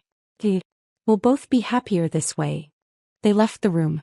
I stood alone with crayon drawings of Bible stories and the smell of old glue, counting to 30 in my head. Then I returned to the reception. Brian was already at a table with 2 of his friends, his body language relaxed, phone out, typing away. Probably texting Vanessa. Probably celebrating. I walked to Marcus, who'd watched everything from his position by the coffee. "It's done," I said quietly. He nodded. Phase 1 complete. Now we wait. Eleanor had arrived during the service, sitting in the back. She caught my eye from across the room. A small nod. He understood. The trap was set. The prey had walked right in. Now we waited for him to realize the jaws were closing. I returned to accepting condolences, playing my role. The grieving daughter. The soon-to-be divorced wife. The woman who'd just signed papers at her father's funeral because she was too emotionally destroyed to fight. Maria hugged me tight. "Your father loved you so much, honey. Whatever you're going through, you're not alone. We're here. All of us. Jason's family takes care of each other." Curtis nodded, his voice firm. "Your daddy took care of us for decades. Now we take care of his daughter. That's how this works. That's what family means." I cried again, real tears, because these strangers, these tenants I just met, were offering more genuine support than my husband had in years. Brian left the reception at 2 p.m., barely 90 minutes after serving me divorce papers. He kissed my forehead like we were still married, like nothing had changed. "I've got some things to handle. Take your time here. I'll check on you later." He didn't check on me later. He didn't come home that night. He disappeared into whatever life he was building with Vanessa, thinking he'd just secured his claim to millions. I stayed until the last person left. Helped the church ladies clean up. Stacked chairs. Collected casserole dishes to return to their owners. Swept floors. Physical work that didn't require thinking. Pastor Williams walked me to my car as the sun set, the sky turning orange and purple over the church parking lot. "Your father was proud of you," he said. "Whatever storm you're facing, remember that. He was so proud of the woman you became." I drove to the Holiday Inn Express instead of home. Paid cash. Checked in under my mother's maiden name, Sarah Mitchell. The clerk didn't ask questions. The room was generic. Beige walls. Floral bedspread. Painting of a lighthouse. Television remote wrapped in plastic. I lay on the bed, still in my funeral dress, and finally checked my phone. 7 missed calls from Brian. 3 voicemails, his tone shifting from concerned to irritated to angry. Jess, where are you? Call me back. I need to talk to you about the property list for probate. Where are you? Why aren't you answering? We need to get ahead of this before things get complicated. Call me. Then at 9 p.m. a text from an unknown number. This is Vanessa. Brian's with me. We need to discuss asset division. Please call tomorrow so we can handle this professionally. My phone rang. Eleanor. How are you holding up? I signed. Just like Dad planned. Good. Monday morning, Derek Phillips files the divorce petition with the county. By Monday afternoon he'll start discovery process, requesting estate information. That's when he contacts me as the estate attorney. That's when Brian discovers the trust. Her voice was steady, almost soothing. By Tuesday Brian realizes he has no claim to anything. By Wednesday we're filing countercomplaints for identity theft and fraud. Marcus submits his evidence to the district attorney Monday morning. The recordings, the surveillance, the conspiracy documentation. All of it. She paused. Jessica, your father built a perfect trap. Every move Brian makes from here tightens it. I closed my eyes. I don't feel victorious. I feel empty. That's grief. That's normal. That's human. But underneath the grief there's something building. Soon you'll feel it. Clarity. Strength. Freedom. After we hung up I opened Dad's letter one more time, reading it in the harsh fluorescent light of the hotel room. Life big. Life happy. Live free. Tomorrow was Sunday. Monday the trap would spring. But tonight I was just a daughter who'd lost her father. Who'd signed away a marriage that had died years ago. Who was hiding in a hotel room because going home felt impossible. I set my alarm for 6 a.m. There was somewhere I needed to be before everything exploded. Sunday morning I woke at 5:30 a.m. without needing the alarm. The hotel room was dark, silent except for the hum of the air conditioning unit. I dressed in jeans and a sweater, grabbed Dad's old electrician's jacket from my car, the one with Local 48 embroidered on the back that I'd kept meaning to return to him, and drove through empty streets to 7th Avenue. The duplex where Maria lived looked different in the early morning light. Peaceful. Well-maintained flower boxes on the windows, lawn recently mowed, paint fresh even though the building was decades old. Dad's truck sat in the small parking lot behind the building, right where he'd left it Thursday morning before his heart attack. I parked next to it, stared at the faded Union sticker on the bumper, the toolbox visible through the rear window. He'd driven this truck for 18 years, maybe longer. Never replaced it because it still worked fine. If it works, why change it? He'd say whenever I suggested getting something newer, safer. That was Dad. Practical to the point of stubbornness. Maria came out at 7 a.m., probably heading to work. She saw my car, saw me sitting there, and immediately changed direction toward me instead of her own vehicle. Jessica? Honey, what are you doing here? I got out, pulled Dad's jacket tighter against the morning chill. Couldn't sleep. Didn't want to be alone. I hope that's okay. Her face softened with understanding. Come inside. I'll make coffee. Her duplex was small but clearly loved. Plants covered every available surface. Windowsills, shelves, hanging baskets. Photos of grandchildren lined the mantel. A crocheted blanket draped over the couch. A life built in a space my father had provided. I've been here since my divorce, Maria said, filling a kettle at the sink. 22 years old with 2 babies and nowhere to go. My ex took everything in the split. The house, the car, the savings. Left me with nothing but child support he never paid. He pulled out mugs with cats on them. Your father showed me this place on a Tuesday afternoon. I told him I couldn't afford first month, last month, and deposit. He said, how about you just pay when you can? Family takes care of family. I cried right there during the showing. Maria opened a drawer, pulled out a folder. Inside were 19 years of rent receipts, organized by year, each one including a handwritten thank you note. Never missed a payment once I got on my feet, she said. Your daddy wouldn't raise the rent even when the neighborhood got expensive. Said he didn't buy properties to get rich, he bought them to help people build lives. He fixed our heater himself during that ice storm 3 years back. Middle of the night, 70 years old, up on the roof making sure my grandbabies wouldn't freeze. I sipped the coffee, barely tasting it. He never told me any of this. Your daddy wasn't the bragging type. I spent Sunday morning driving to each property on Eleanor's list. meeting tenants, hearing stories, seeing what Dad had actually built beyond the dollar amounts and property deeds. Curtis at Morrison Street showed me the community garden Dad had started in the empty lot behind the building. Raised beds full of tomatoes and peppers and herbs. A small greenhouse Dad had constructed from salvaged windows. Lot was just weeds and trash when your father bought this place, Curtis explained, walking me through rows of vegetables. He said, food brings people together. Organized the whole thing. Got everyone involved. Now we grow enough to feed half the building and donate extras to the food bank. The Johnsons at Cedar Street had a toddler who immediately ran to show me the playground equipment in the backyard. Swings, a slide, monkey bars, all installed by Dad himself over a weekend.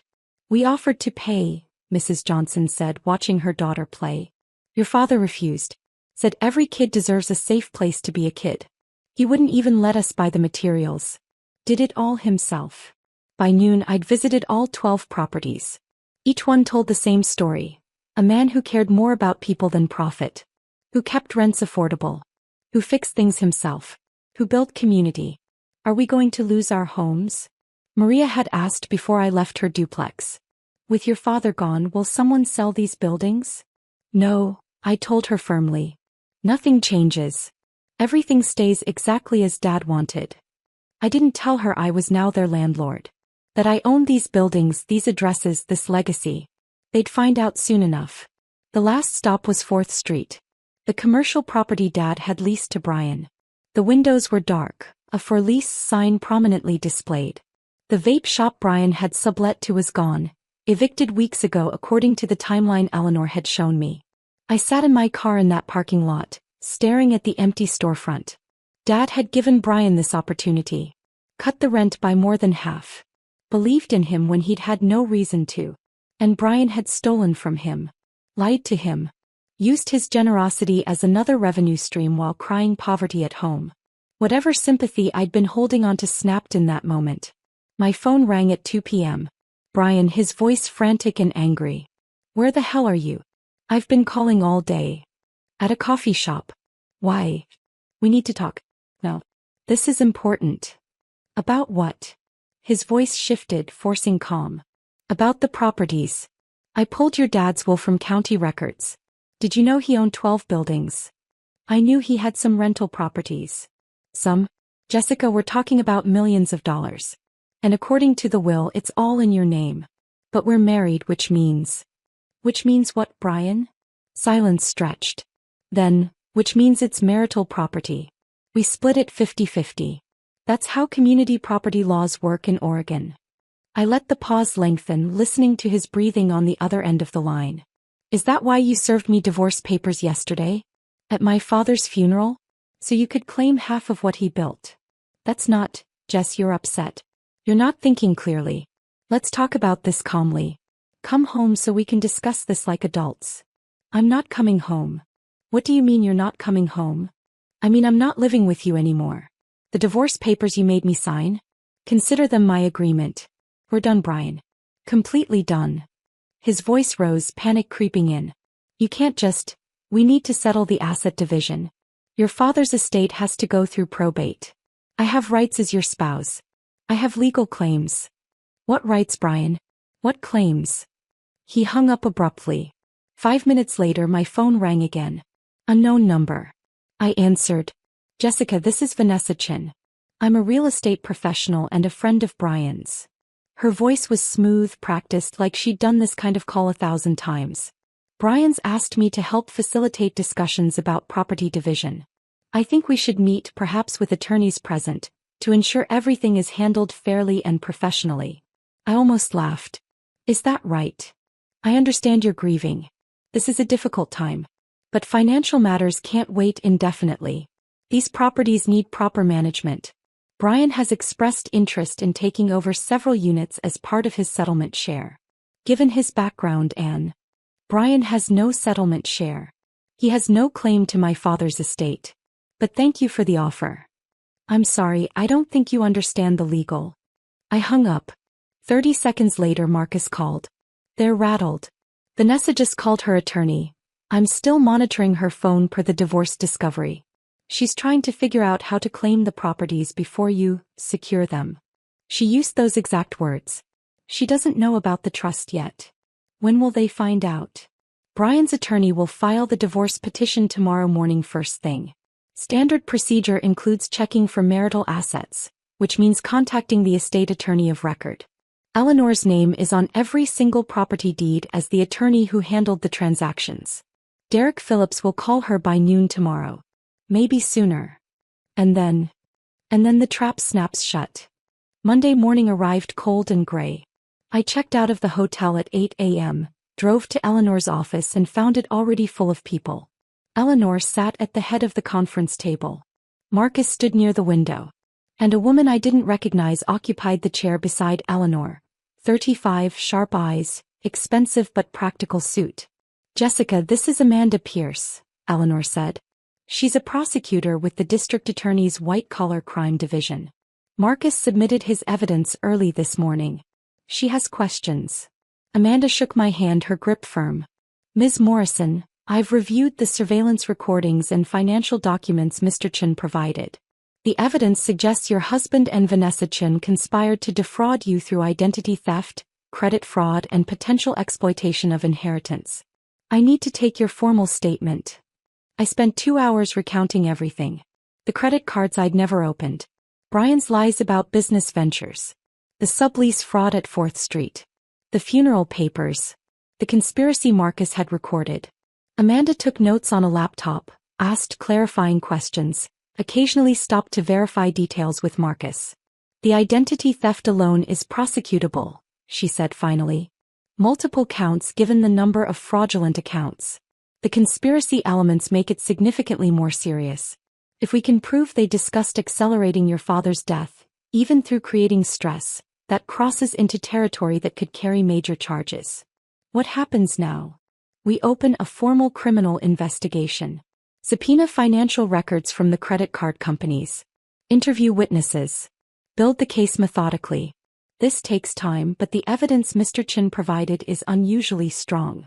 Recorded conversations of the defendants discussing the crime in detail. That's rare. Eleanor's phone rang at 11:30 a.m. She glanced at the caller ID, smiled slightly. Right on schedule. Derek Phillips, Brian's divorce attorney. She put it on speaker. Eleanor Hartwell. Ms. Hartwell, Derek Phillips here. I represent Brian Morrison in a divorce matter involving your client Jessica Morrison. I'm calling regarding asset disclosure. County records show you as attorney of record for several properties owned by Mrs. Morrison's late father, Jason Hart. We need complete documentation for marital asset division purposes. Those properties are not marital assets, Mr. Phillips. With all due respect, Ms. Hartwell, anything inherited during marriage is subject to division under Oregon community property law. Not when held in an irrevocable trust established prior to the decedent's death with specific exclusions for spousal claims, Mr. Phillips. Jason Hart created a comprehensive trust structure transferring all assets to his daughter 3 days before his death. The trust documents explicitly state that under no circumstances can a spouse claim any portion of the corpus, income, appreciation, or associated benefits. I'll email you the relevant sections within the hour. Silence on the line. Long enough that I thought he'd hung up. Then, that's highly unusual timing. It's also entirely legal and ironclad. Your client has no claim to any property, rental income, or associated assets. Furthermore, I should inform you that as of this morning, Ms. Morrison has filed countercomplaints regarding identity theft, fraud, and financial abuse during the marriage. The district attorney's office has opened a criminal investigation. You might want to discuss all of this with your client before proceeding further. The line went dead. Eleanor hung up, looked at me with something close to satisfaction. That's phase 2. Now we wait for the panic. Brian showed up at Eleanor's office at 2 p.m. unannounced, demanding to see me. Building security stopped him in the lobby. Eleanor pulled up the security camera feed on her computer and we all watched. Brian's face was red, his gestures wild. She's my wife. I have a right to speak to her. You can't keep me out. Eleanor stood. I'll handle this. Marcus and I watched on the monitor as she went downstairs, spoke to Brian in the lobby. We couldn't hear the audio, but the body language told the story. Brian pointing, shouting. Eleanor standing perfectly still, perfectly calm. Security guards flanking her, ready to intervene. She came back upstairs 5 minutes later. He accused me of backdating the trust documents. Said he'd prove fraud. I informed him the trust was executed Wednesday, witnessed by 3 people including a notary public, recorded with video testimony, and filed with the county Thursday morning before his father-in-law's death. Public record, fully documented, entirely legal. Marcus rewound the security footage, turned up the audio. We listened to Brian's voice, increasingly desperate. This is because of Vanessa. She told me this would be easy. She said. He'd stopped himself, but not soon enough. He just confirmed conspiracy on camera, Marcus said. That recording goes straight to Amanda. I sat there watching my husband, my soon-to-be ex-husband, unravel on a security monitor and felt absolutely nothing. No satisfaction. No guilt. Just a hollow emptiness where 7 years of marriage used to be. What does he do now? I asked. Eleanor pulled out her calendar, made a few notes. He'll call Vanessa, panic together, probably hire a criminal defense attorney who'll tell them they're in serious trouble. Within 48 hours they'll realize the full scope. The properties they can't touch. The evidence they didn't know existed. The legal walls closing in from multiple directions. And then, Marcus answered, his voice quiet with certainty. Then they turn on each other. It's what people like them always do. Vanessa will blame Brian, claim he misled her about the inheritance value. Brian will blame Vanessa, say she manipulated him into the fraud. They'll both try to cut deals with the prosecutor, throw the other person under the bus to save themselves. Predictable as sunrise. I thought about Dad's letter. About the trap he'd built in 72 hours. About how he'd known exactly how this would unfold. My father was a genius. Eleanor shook her head slightly. Your father was a man who loved his daughter and refused to let her be destroyed. The genius was in the preparation. The love was in the protection. Tuesday morning, Marcus called before I'd even finished my coffee. Can you come to my office? There's more you need to know about Vanessa. A lot more. I arrived an hour later to find his desk even more cluttered than before. Folders stacked everywhere, each one labeled with dates, locations, names I didn't recognize. He gestured for me to sit, then spread the folders out like he was laying out a timeline. I've been investigating Vanessa for 8 months. What I showed you Friday was just the surface. Enough to help your father build his case. But Jessica, your husband wasn't Vanessa's first target. He wasn't even her second or third. Brian was number 4. He opened the first folder. Inside were photos of Marcus himself, younger, smiling, standing next to Vanessa at what looked like a wedding. I married her 6 years ago. Met her at an open house. She was the listing agent I was looking for investment property. She was charming, successful, attentive. Made me feel like the most important person in the room. We dated for 8 months, got married at City Hall, started what I thought was a real partnership. His voice stayed flat, professional, but I heard the pain underneath. I'm a private investigator. I investigate people for a living. But I never investigated her. That was my mistake. She drained $80,000 from our joint accounts over 18 months. Claimed they were bad investments, market downturns, things beyond her control.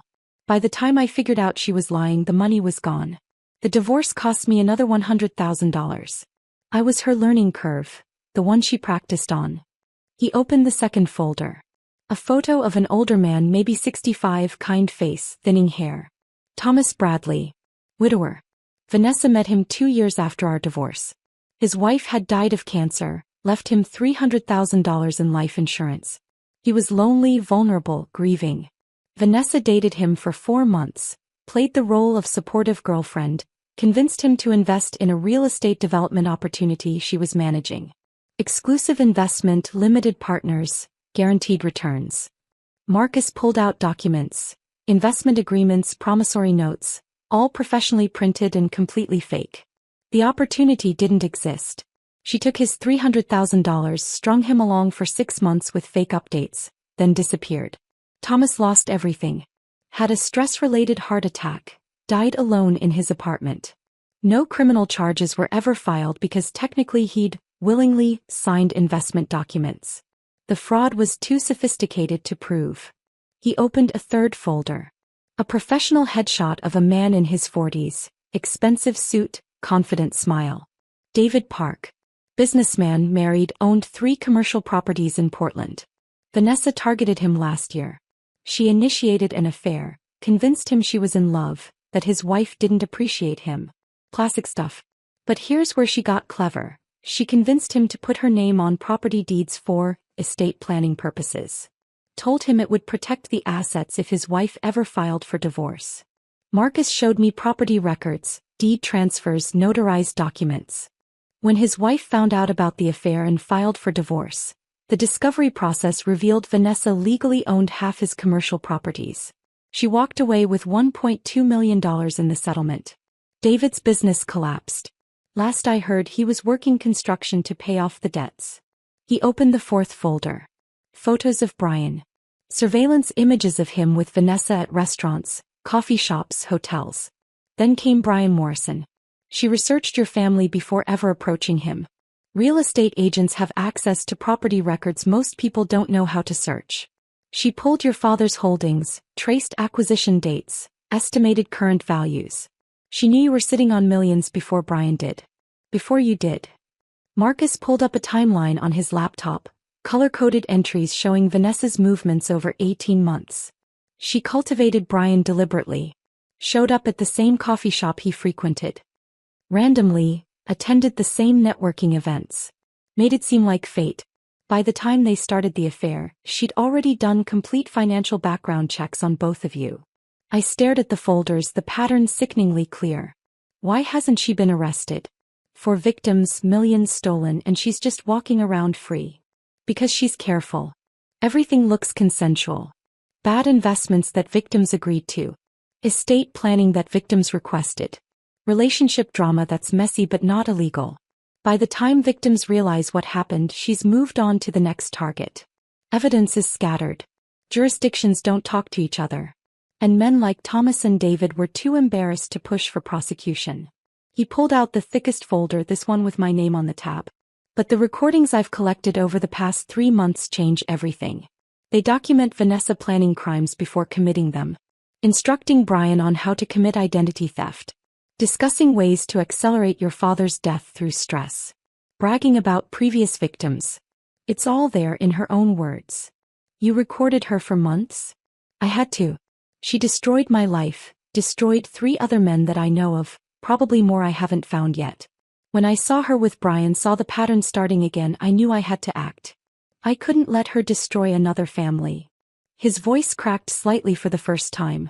Sending that photo to your father was my Hail Mary. I didn't know if he'd respond, if he'd believe it, if he'd do anything about it. I definitely didn't know he'd move so fast, build such a comprehensive legal defense in 72 hours. But I'm glad he did. He saved you from something that would have destroyed you. Amanda Pierce arrived at Marcus's office around 11 a.m. with news that made the situation even more twisted. We subpoenaed Vanessa Chen's medical records this morning as part of the fraud investigation, she said, opening her laptop. Jessica, there's something you need to know. Something Brian definitely doesn't know. She turned the screen toward me. Medical records from a gynecologist's office. Vanessa claimed to Brian she was 8 weeks pregnant. That was the pressure point. The reason he needed to leave you immediately, serve the divorce papers, secure his share of your inheritance before the baby arrived. Brian mentioned it to his attorney mentioned it in a preliminary filing. That's how we knew to look. Amanda scrolled through the records. According to her gynecologist's files, Vanessa had a bilateral tubal ligation 4 years ago. That's voluntary permanent sterilization. She cannot get pregnant. She hasn't been pregnant. The whole thing was a lie. The room tilted slightly. She lied about being pregnant to manipulate Brian into moving faster? Exactly. Create urgency, make him feel responsible, force him to act before thinking clearly. Marcus found evidence she did the same thing to David Park. Claimed pregnancy, pushed for marriage, created a timeline that pressured him into decisions he wouldn't have made otherwise. By the time the truth came out, she'd already secured the property deeds. Marcus leaned forward.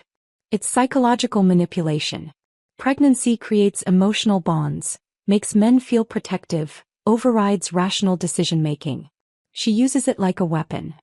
Amanda continued scrolling. There's more. We ran a comprehensive background check. Vanessa's divorce from Marcus was finalized 2 years ago, but she remarried 8 months ago. A man named Stephen Walsh in Las Vegas. Real estate developer, recently widowed, owns multiple properties in Nevada. She's still legally married to him. She's married. The information kept getting worse. Does Stephen Walsh know about Brian? We contacted him this morning. He had no idea. Thought his wife was on business trips when she was actually in Oregon with your husband. He's filing for an annulment and cooperating with our investigation. Marcus pulled up more files. Which means Vanessa's relationship with Brian is bigamy on top of adultery. Any claims she might make about relationship damages or emotional harm are void. She was committing crimes the entire time. Where's Brian now? I asked. Still at the hotel downtown, Marcus said. Making dozens of phone calls, to attorneys, to Vanessa, to friends. He doesn't know about the pregnancy lie yet. Vanessa's been avoiding his calls since Monday afternoon when she realized there's no money to access. She's cutting him loose. Of course she is. He's useless to her now. Amanda closed her laptop. We're building criminal cases against both of them, but Vanessa's the primary target. She's the architect, the planner, the one with the pattern of behavior. Brian's the tool she used. That doesn't excuse what he did, but legally the conspiracy charges will stick much harder to her. I thought about Brian, manipulated into manipulating me, both villain and victim of the same woman. What happens to him? That depends on his cooperation, Amanda said. If he provides testimony against Vanessa, details about her planning and instructions, we might recommend reduced charges. Maybe probation instead of prison time. If he refuses to cooperate, he faces the full weight of identity theft, fraud, and conspiracy charges alone. Could be 5 to 7 years. He won't cooperate, I said quietly. He's too proud to admit he was played. He'll convince himself it was all his idea, that he was in control the whole time. Then he'll go to prison, Marcus said simply. That afternoon Maria called. Jessica, we're organizing a meeting tonight at the Morrison Street Community Room. All of your father's tenants. We want to talk to you about something important. I arrived at 6 p.m. to find the room full. 23 people, ranging from elderly Curtis to the young Johnson family with their toddler Emma. They'd brought food, casseroles, cookies, fruit, and arranged chairs in a circle like a support group. Maria stood up as I entered.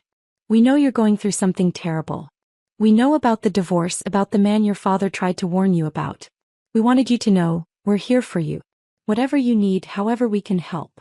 Curtis stood next, his voice gruff but warm. Your daddy took care of us for decades. Never raised rent unfairly. Fixed things himself to keep costs down. Treated us like family, not tenants. Now it's our turn. We take care of Jason's daughter. That's how family works. The Johnsons spoke next. We've been documenting everything at the 4th Street property. The vape shop Brian allowed, the lease violations, the problems he caused. We've got photos, dates, witness statements from neighboring businesses. Whatever you need for the legal case, we've got it. One by one, tenants shared stories I'd never heard. Dad helping families through job losses. Waiving rent during medical emergencies. Showing up with groceries when someone was struggling. Fixing cars, babysitting grandkids, attending graduations and weddings. He never told me any of this, I whispered. Maria smiled, tears in her eyes. Your daddy wasn't the bragging type. He just did what needed doing. But now you understand what you inherited. Not just buildings, Jessica. Community. People who love this family. People who want to help you the way Jason helped us. I cried in that community room, surrounded by strangers who felt more like family than my own husband had. These were the people Dad had built relationships with. The lives he'd touched. The legacy that mattered more than any property value. I'll take care of you, I promised. The way Dad did. Nothing changes. The buildings stay affordable, the repairs get done, the community stays together. They applauded. Curtis handed me a cardboard box filled with cards, letters, photos spanning decades. For when you doubt yourself, he said. For when you forget who your daddy was and who raised you. Remember this. Remember us. Wednesday evening, I was back at the hotel when someone knocked on my door at 9 p.m. I looked through the peephole. Brian looking terrible. Unshaven, red eyes, wrinkled clothes like he'd slept in them. I opened the door with the chains still on. What do you want, Brian? Please. Just 5 minutes. I need to talk to you. Against my better judgment, I let him in. He sat on the edge of the bed, head in his hands, the picture of defeat. I messed up. I know I messed up. Vanessa played me. The pregnancy was fake. Did you know that? I know. She's not answering my calls. Her attorney sent me a cease and desist letter. She's claiming I harassed her, that the fraud was all my idea, that she's a victim. She's throwing me completely under the bus.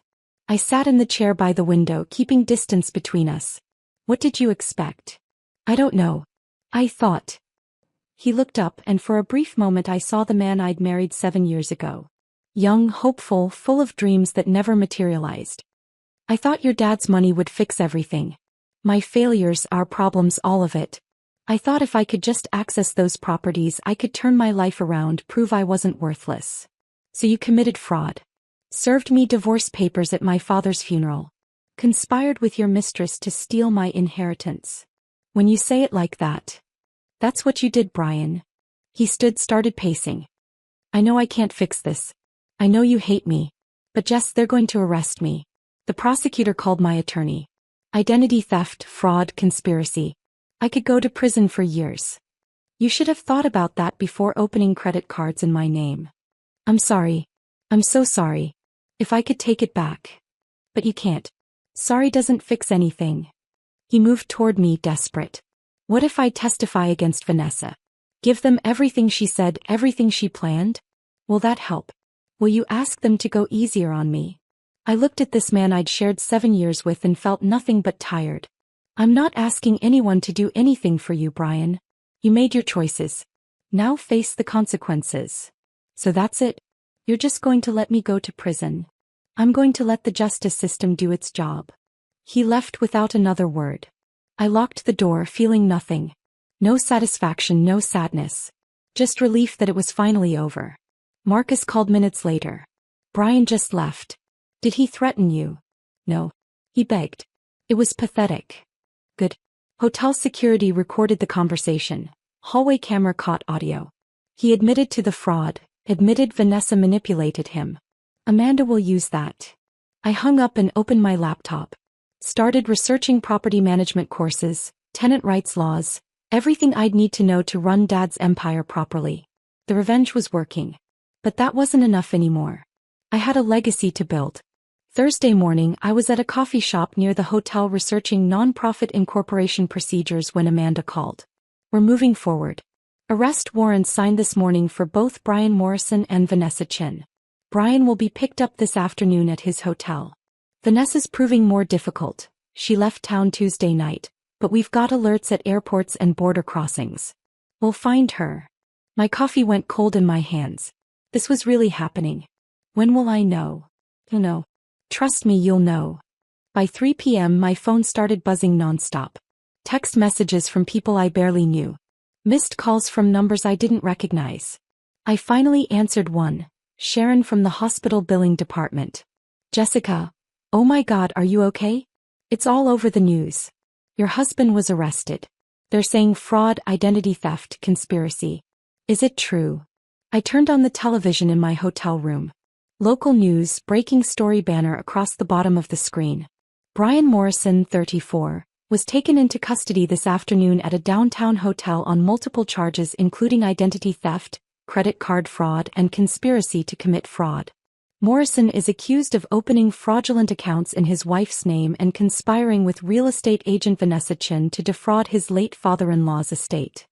They showed footage of Brian being led out of the hotel in handcuffs, head down, refusing to look at cameras. He looked smaller somehow.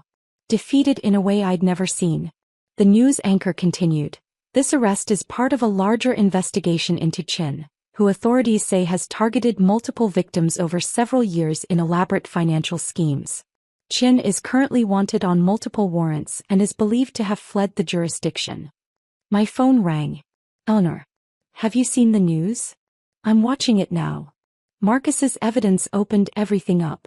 Thomas Bradley's family heard about the arrest, came forward with their story.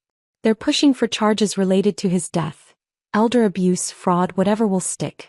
David Park filed a civil suit this morning seeking to recover the $1.2 million Vanessa took in his divorce. The whole pattern is unraveling. I sat on the hotel bed watching my husband's arrest play on loop on 3 different news channels. Brian's attorney called me an hour ago, Eleanor continued. He's already negotiating a plea deal. Wants to offer full testimony against Vanessa in exchange for reduced charges. He's scared Jessica. Looking at serious prison time, and his attorney knows cooperation is his only path to a lighter sentence. Will he take it? Probably. Pride only goes so far when you're facing 7 years in prison. My guess is he'll serve 2 years, maybe 18 months with good behavior. Vanessa's another story. Have they found her? Not yet. But they will. She made a mistake leaving. It adds flight risk to the charges, makes bail nearly impossible. When they catch her, she's looking at 10 to 15 years minimum. The news switched to another story. I turned off the television. Eleanor, is it really over? The criminal proceedings are just beginning. But for you? Yes. The divorce will be finalized uncontested within 30 days. Brian has no claims to anything. Your father's estate is completely secure. You're free, Jessica. Free. The word should have felt triumphant. Instead it felt strange, almost hollow. I'd been operating in crisis mode for 2 weeks. Funeral, betrayal, legal warfare. Now what? What do I do now? Eleanor's voice softened. You live. You build. You become the woman your father knew you could be. Friday afternoon I finally dealt with Dad's truck.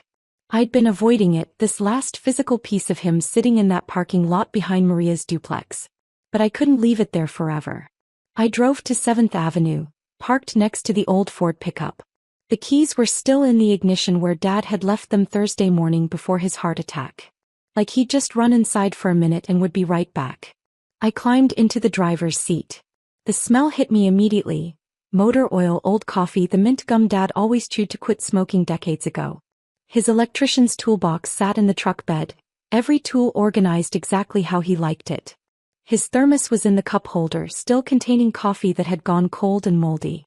I opened the glove compartment looking for the registration, needing to transfer the title. Insurance papers, a flashlight, his union card, and another envelope. My name written on it in Mom's handwriting. My hands shook as I opened it. The paper was yellowed, the edges soft with age. Mom's handwriting, distinctive and careful. Jessica, if you're reading this, I'm gone and you found the truck. Good. I wanted you to have one more thing from me, something I couldn't put in the official letter your father will give you. Your mother and I started buying properties right after she was diagnosed. She had 6 months, the doctor said. She made it 18, fighting every day.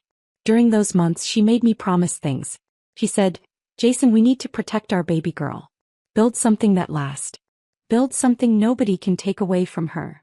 Every property I bought, I thought of your mother. Every repair I made myself, every tenant I helped, I was keeping my promise to her. She never got to see what we built, but she started it. The Morrison Street building? That was her idea.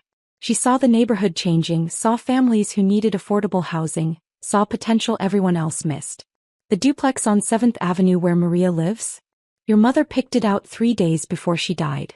She was so weak she could barely walk, but she insisted we drive by it. She said, that will help someone, Jason. Buy it. She never got to see it renovated, but she knew it would matter. You inherited more than money, kiddo. You inherited your mother's vision and my stubbornness. Use them both. Build something that matters. Help people the way we tried to help you. And remember, we're always with you. Every building, every brick, every tenant who says thank you. That's us watching over you. I love you, Jessica. Mom loves you. Make us proud. Dad. I sat in that truck in a parking lot on a Friday afternoon and cried. For Dad. For Mom. For the family that had protected me even from the grave. For the legacy I'd almost lost and the responsibility I'd just inherited. 3 months passed. The initial chaos settled into routine. The divorce was finalized in October. Uncontested, quick, final. Brian pleaded guilty to identity theft and fraud charges, was sentenced to 2 years in minimum security prison. Vanessa was found in Arizona trying to board a flight to Mexico, was extradited back, and was currently awaiting trial with bail denied. The news cycle moved on. People stopped asking me about it. Life returned to something resembling normal, except nothing was normal anymore. I sat in Eleanor's conference room on a cold November morning with a purpose that had nothing to do with revenge or legal battles. I want to create a foundation, I told Eleanor. In my parents' names. The Jason and Sarah Hart Foundation for Financial Empowerment. I'd spent 3 months researching nonprofit structures, talking to financial advisors, consulting with people who ran similar organizations. I had a complete proposal printed and bound. The foundation will focus on helping women escape financial abuse. Free financial literacy classes. Emergency grants for women leaving dangerous situations. Mentorship programs pairing survivors with professionals who can teach them skills. Legal aid partnerships. Eleanor read through my proposal carefully. This is comprehensive. You've really thought this through. I've had time. The rental income is $18,000 monthly. Half keeps the properties maintained and reinvested. Dad's buildings need to stay strong for the tenants. The other half funds the foundation. That's $9,000 monthly for programming, grants, education. It's not millions, but it's sustainable. Marcus, who'd become an unlikely friend through all of this, leaned forward. You could scale this. Partner with domestic violence shelters, legal aid organizations, community colleges. The model is replicable. That's phase 2. Right now I want to start small, do it right. I'm enrolling in classes part-time starting January. Property management certification and social work basics.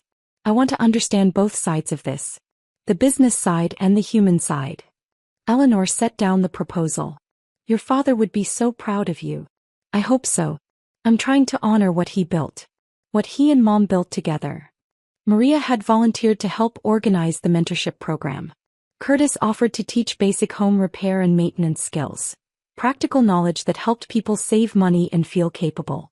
The Johnsons were coordinating childcare during workshops so mothers could attend without worrying about their kids. The community Dad had built was expanding, becoming something bigger than any of us alone. We launch in March, I decided. 6 months from now. That gives me time to get the nonprofit status approved, recruit board members, set up proper infrastructure. We'll hold the first workshop in the Morrison Street community room. It feels right starting there. December brought Vanessa's trial. Amanda called asking if I wanted to give a victim impact statement. I didn't hesitate. Yes. I want her to hear this from me. The courthouse was smaller than I'd imagined. Plain. Bureaucratic. Fluorescent lights and worn carpet. Vanessa sat at the defendant's table in an orange jumpsuit, her blonde hair pulled back in a simple ponytail, no makeup, looking ordinary in a way that felt almost offensive given the damage she'd caused. When the judge called my name, I walked to the podium. Looked directly at Vanessa. I don't hate you, I began. I probably should, but I don't. You tried to destroy my life. Manipulated my husband. Researched my family like we were marks instead of people. Planned and schemed and lied for 18 months. But here's what you didn't understand. You can't steal what matters most. Vanessa's eyes met mine. Still cold. Still calculating. Even now looking for angles. My father built an empire, yes. But it wasn't the buildings or the money or the rental income. It was the relationships. The tenants who loved him. The community that rallied around me when everything fell apart. The values he taught me. You can't steal that. You can't manipulate that. You can't forge documents to take that away. I pulled out a photo I'd brought. Dad in his work clothes, smiling, standing in front of the Morrison Street building. Held it up so the judge could see. This is Jason Hart. Electrician. Landlord. Father. The man you tried to profit from by destroying his daughter. You failed. Because men like my father build things that last longer than your schemes, stronger than your lies, deeper than your greed. I looked at the judge now instead of Vanessa. Vanessa Chin is very good at what she does. She's ruined lives, destroyed families, stolen futures. She'll do it again if given the chance. I'm not asking for revenge. I'm asking for protection. Protect the next woman she'd target. The next family she'd research. The next victim she'd manipulate. Maximum sentence. Please. I sat down. Vanessa's attorney stood, argued for leniency. Claimed his client had been abused herself, was a victim of her own circumstances, deserved compassion. The judge listened impassively, then delivered the sentence. Ms. Chen, you've demonstrated a clear pattern of predatory behavior spanning multiple years and multiple victims. You've shown no remorse, no acceptance of responsibility, no indication you would behave differently if released. You are a danger to vulnerable people. I'm sentencing you to 12 years in state prison with mandatory restitution to all identified victims and a lifetime ban from any real estate licensing or financial services work. Vanessa's face crumpled. For the first time she looked genuinely afraid. Bailiffs led her away in handcuffs. I felt nothing but relief. Not triumph. Not satisfaction. Just the quiet relief of a door finally closing. Outside the courthouse, Marcus waited on the steps. How do you feel?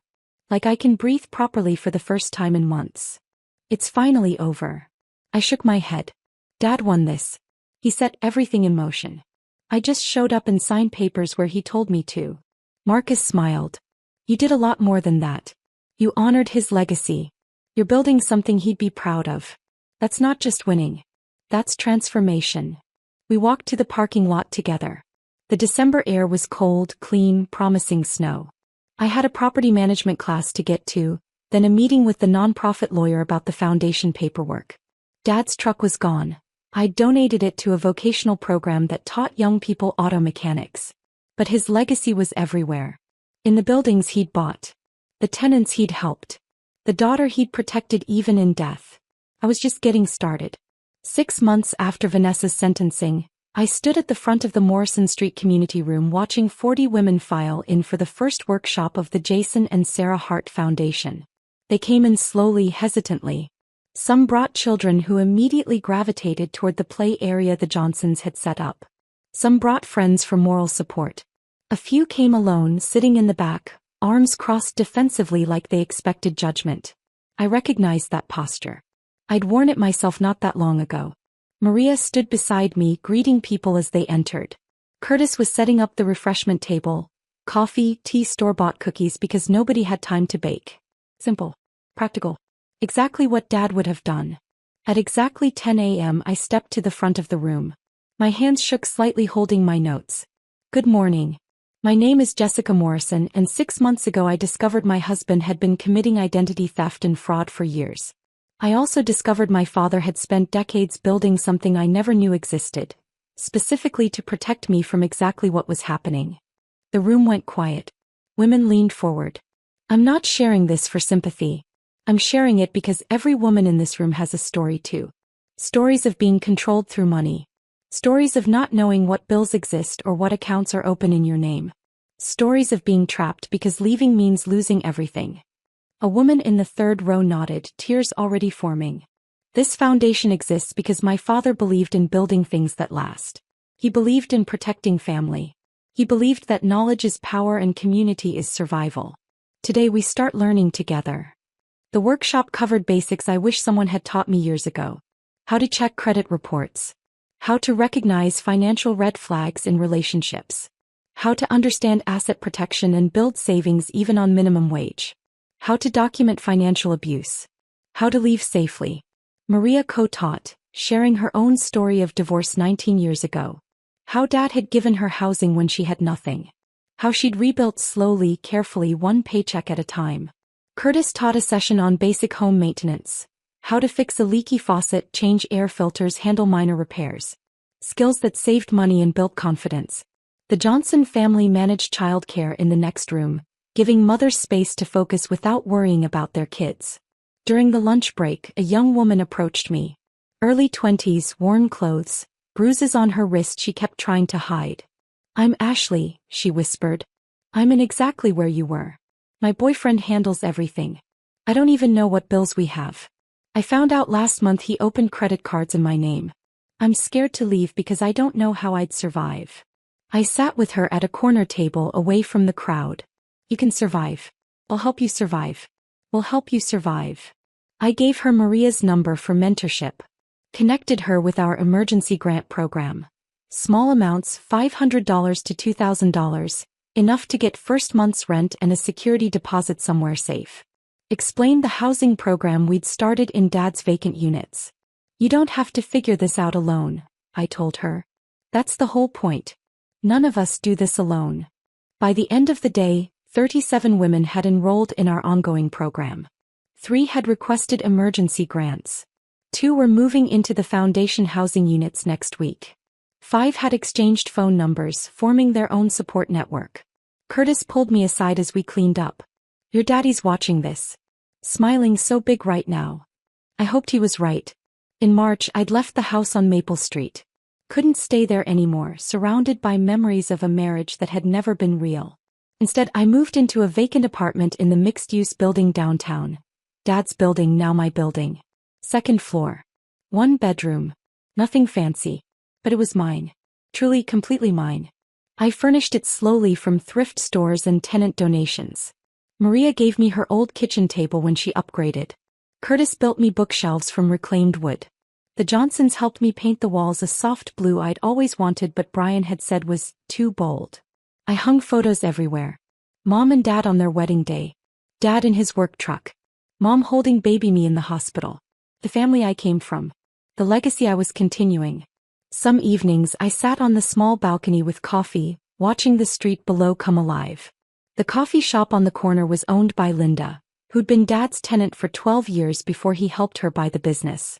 The bookstore next door belonged to an elderly couple who'd rented from Dad for 2 decades and still sent me Christmas cards. The community center across the street hosted basketball games until dark, kids laughing and arguing over fouls. This was what Dad had built. Not just buildings. Life. Community. Hope. I started attending Property Management Association meetings. Met with tenants monthly to hear concerns and feedback. Learned to read complex lease agreements and navigate city housing codes. Took online courses in property maintenance and tenant relations. Miguel, who'd managed Dad's properties for 15 years, became my mentor. "Your father had a philosophy," he explained one afternoon while we toured a unit that needed renovation. He said, "Treat people like family and mostly they'll act like family." He trusted tenants. Gave second chances. Fixed things fast. Kept rent reasonable. Business people said he was leaving money on the table. He didn't care. Said he wasn't in it for maximum profit. What was he in it for? Miguel smiled. Maximum impact. He measured success by how many families stayed stable, how many kids graduated high school, how many people had safe homes. That was his return on investment. I kept that philosophy. Some real estate advisors I consulted said I could raise rents by 30% and still be below market rate. I didn't. Dad's tenants had been paying the same reasonable rates for years. That wasn't changing. By summer, I'd renovated 2 vacant units specifically for foundation participants leaving abuse. Furnished them with donated furniture. Included utilities. Gave women 6 months free to get back on their feet. Maria managed the program. 3 women had already moved in and were rebuilding their lives. In July, Eleanor forwarded me a letter from Central State Correctional Facility. Brian's handwriting on the envelope. I almost threw it away. Stood over the trash can in my apartment holding it, debating. Then I made coffee, sat on my balcony and opened it. "Jessica, I don't expect you to respond. I don't expect forgiveness. My therapist here says I need to take accountability. He's right. I was a terrible husband. Selfish. Delusional. Pooh. I blamed everyone, your dad, you, the economy, bad luck. Never myself. I married you because I knew your dad had money. That's the truth. I thought I loved you, but really I loved what you represented. Security. Potential inheritance. An easy path to success I hadn't earned. When Vanessa showed me how much your dad really had, I stopped seeing you as a person. You became an obstacle between me and money I felt entitled to. I'm sorry. You deserved a real partner. Someone who supported you, appreciated you, protected you. I was none of those things. Your father saw through me from day one. I resented him for it instead of trying to prove him wrong. Prison gives you time to think. To see clearly. You were the best thing in my life and I destroyed it chasing money that was never mine to claim. I heard about your foundation. About how you're helping women escape situations like the one Vanessa and I created for you. I'm proud of you. I know I have no right to be, but I am. You're everything I pretended to be, strong, purposeful, building something real. I have 18 months left. When I get out, I'm leaving town. Starting over somewhere nobody knows me. I owe you that. A clean break. I'm sorry. I wish I could take it back. I can't. But I can make sure you never have to see me again. Be happy, Jess. You earned it. Brian. I read it twice. Then I filed it in a folder with all the other documents from that nightmare time. Not forgiveness, but closure. He'd finally told the truth. That was something. The first anniversary of Dad's death fell on a Thursday, exactly like the day he died. I woke at dawn, drove to the cemetery where Mom and Dad were buried side by side. Simple headstones exactly as Dad had prearranged. No fuss. No drama. Just their names, dates, and the words, "Together always," on Mom's stone. I sat on the grass between them, morning sun warming my face. "Hey Dad." "Hey Mom." It's been a year. I updated them on everything. The foundation serving 60 women now. The properties thriving, every tenant current on rent. The community growing stronger. My classes. Halfway through property management certification, planning to start social work courses in the spring. I think I'm okay now. Took a while. I was angry for months. Angry at Brian for betraying me. Angry at Vanessa for targeting us. Angry at you, Dad, for dying and leaving me to handle everything alone. But I'm not angry anymore. I'm grateful. I pulled out Dad's letters, both of them worn soft from rereading. He knew. Somehow you knew you were dying. Knew what Brian was planning. Knew exactly what I'd need. You gave me money, yes. But more than that, you gave me purpose. A reason to build something that matters. A robin landed on Mom's headstone, red chest bright against gray granite. Mom, I wish I remembered you better. I was so young when you died. But Dad kept you alive in everything he did. Every property choice, every tenant relationship, every careful financial decision. That was you working through him. And now it's both of you working through me. I stayed an hour talking to stones and birds, feeling their presence in a way I couldn't explain. Then I drove to Pete's Breakfast Corner. Sat in the same booth where Dad had told me to meet Eleanor a year ago. Ordered the lumberjack special he always got. The waitress remembered. Your father was the best customer we ever had. Always knew everyone's names. Best tipper too. I left a $50 tip on a $12 meal. What Dad would have done. That evening, the foundation held our 1-year celebration. 60 people packed the Morrison Street community room. Current participants, graduates of the program, volunteers, donors, tenants, community members. Maria spoke about lives transformed. Curtis talked about Dad's legacy living on through service. The Johnsons shared how their family had found purpose helping others. Then Ashley stood up. The young woman from our first workshop. A year ago I was trapped. Broke. Convinced I couldn't survive alone. Her voice shook but held strong. Jessica and this foundation gave me a path out.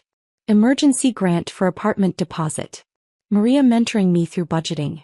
Curtis teaching me to change my own oil so I wasn't dependent on my ex for car maintenance.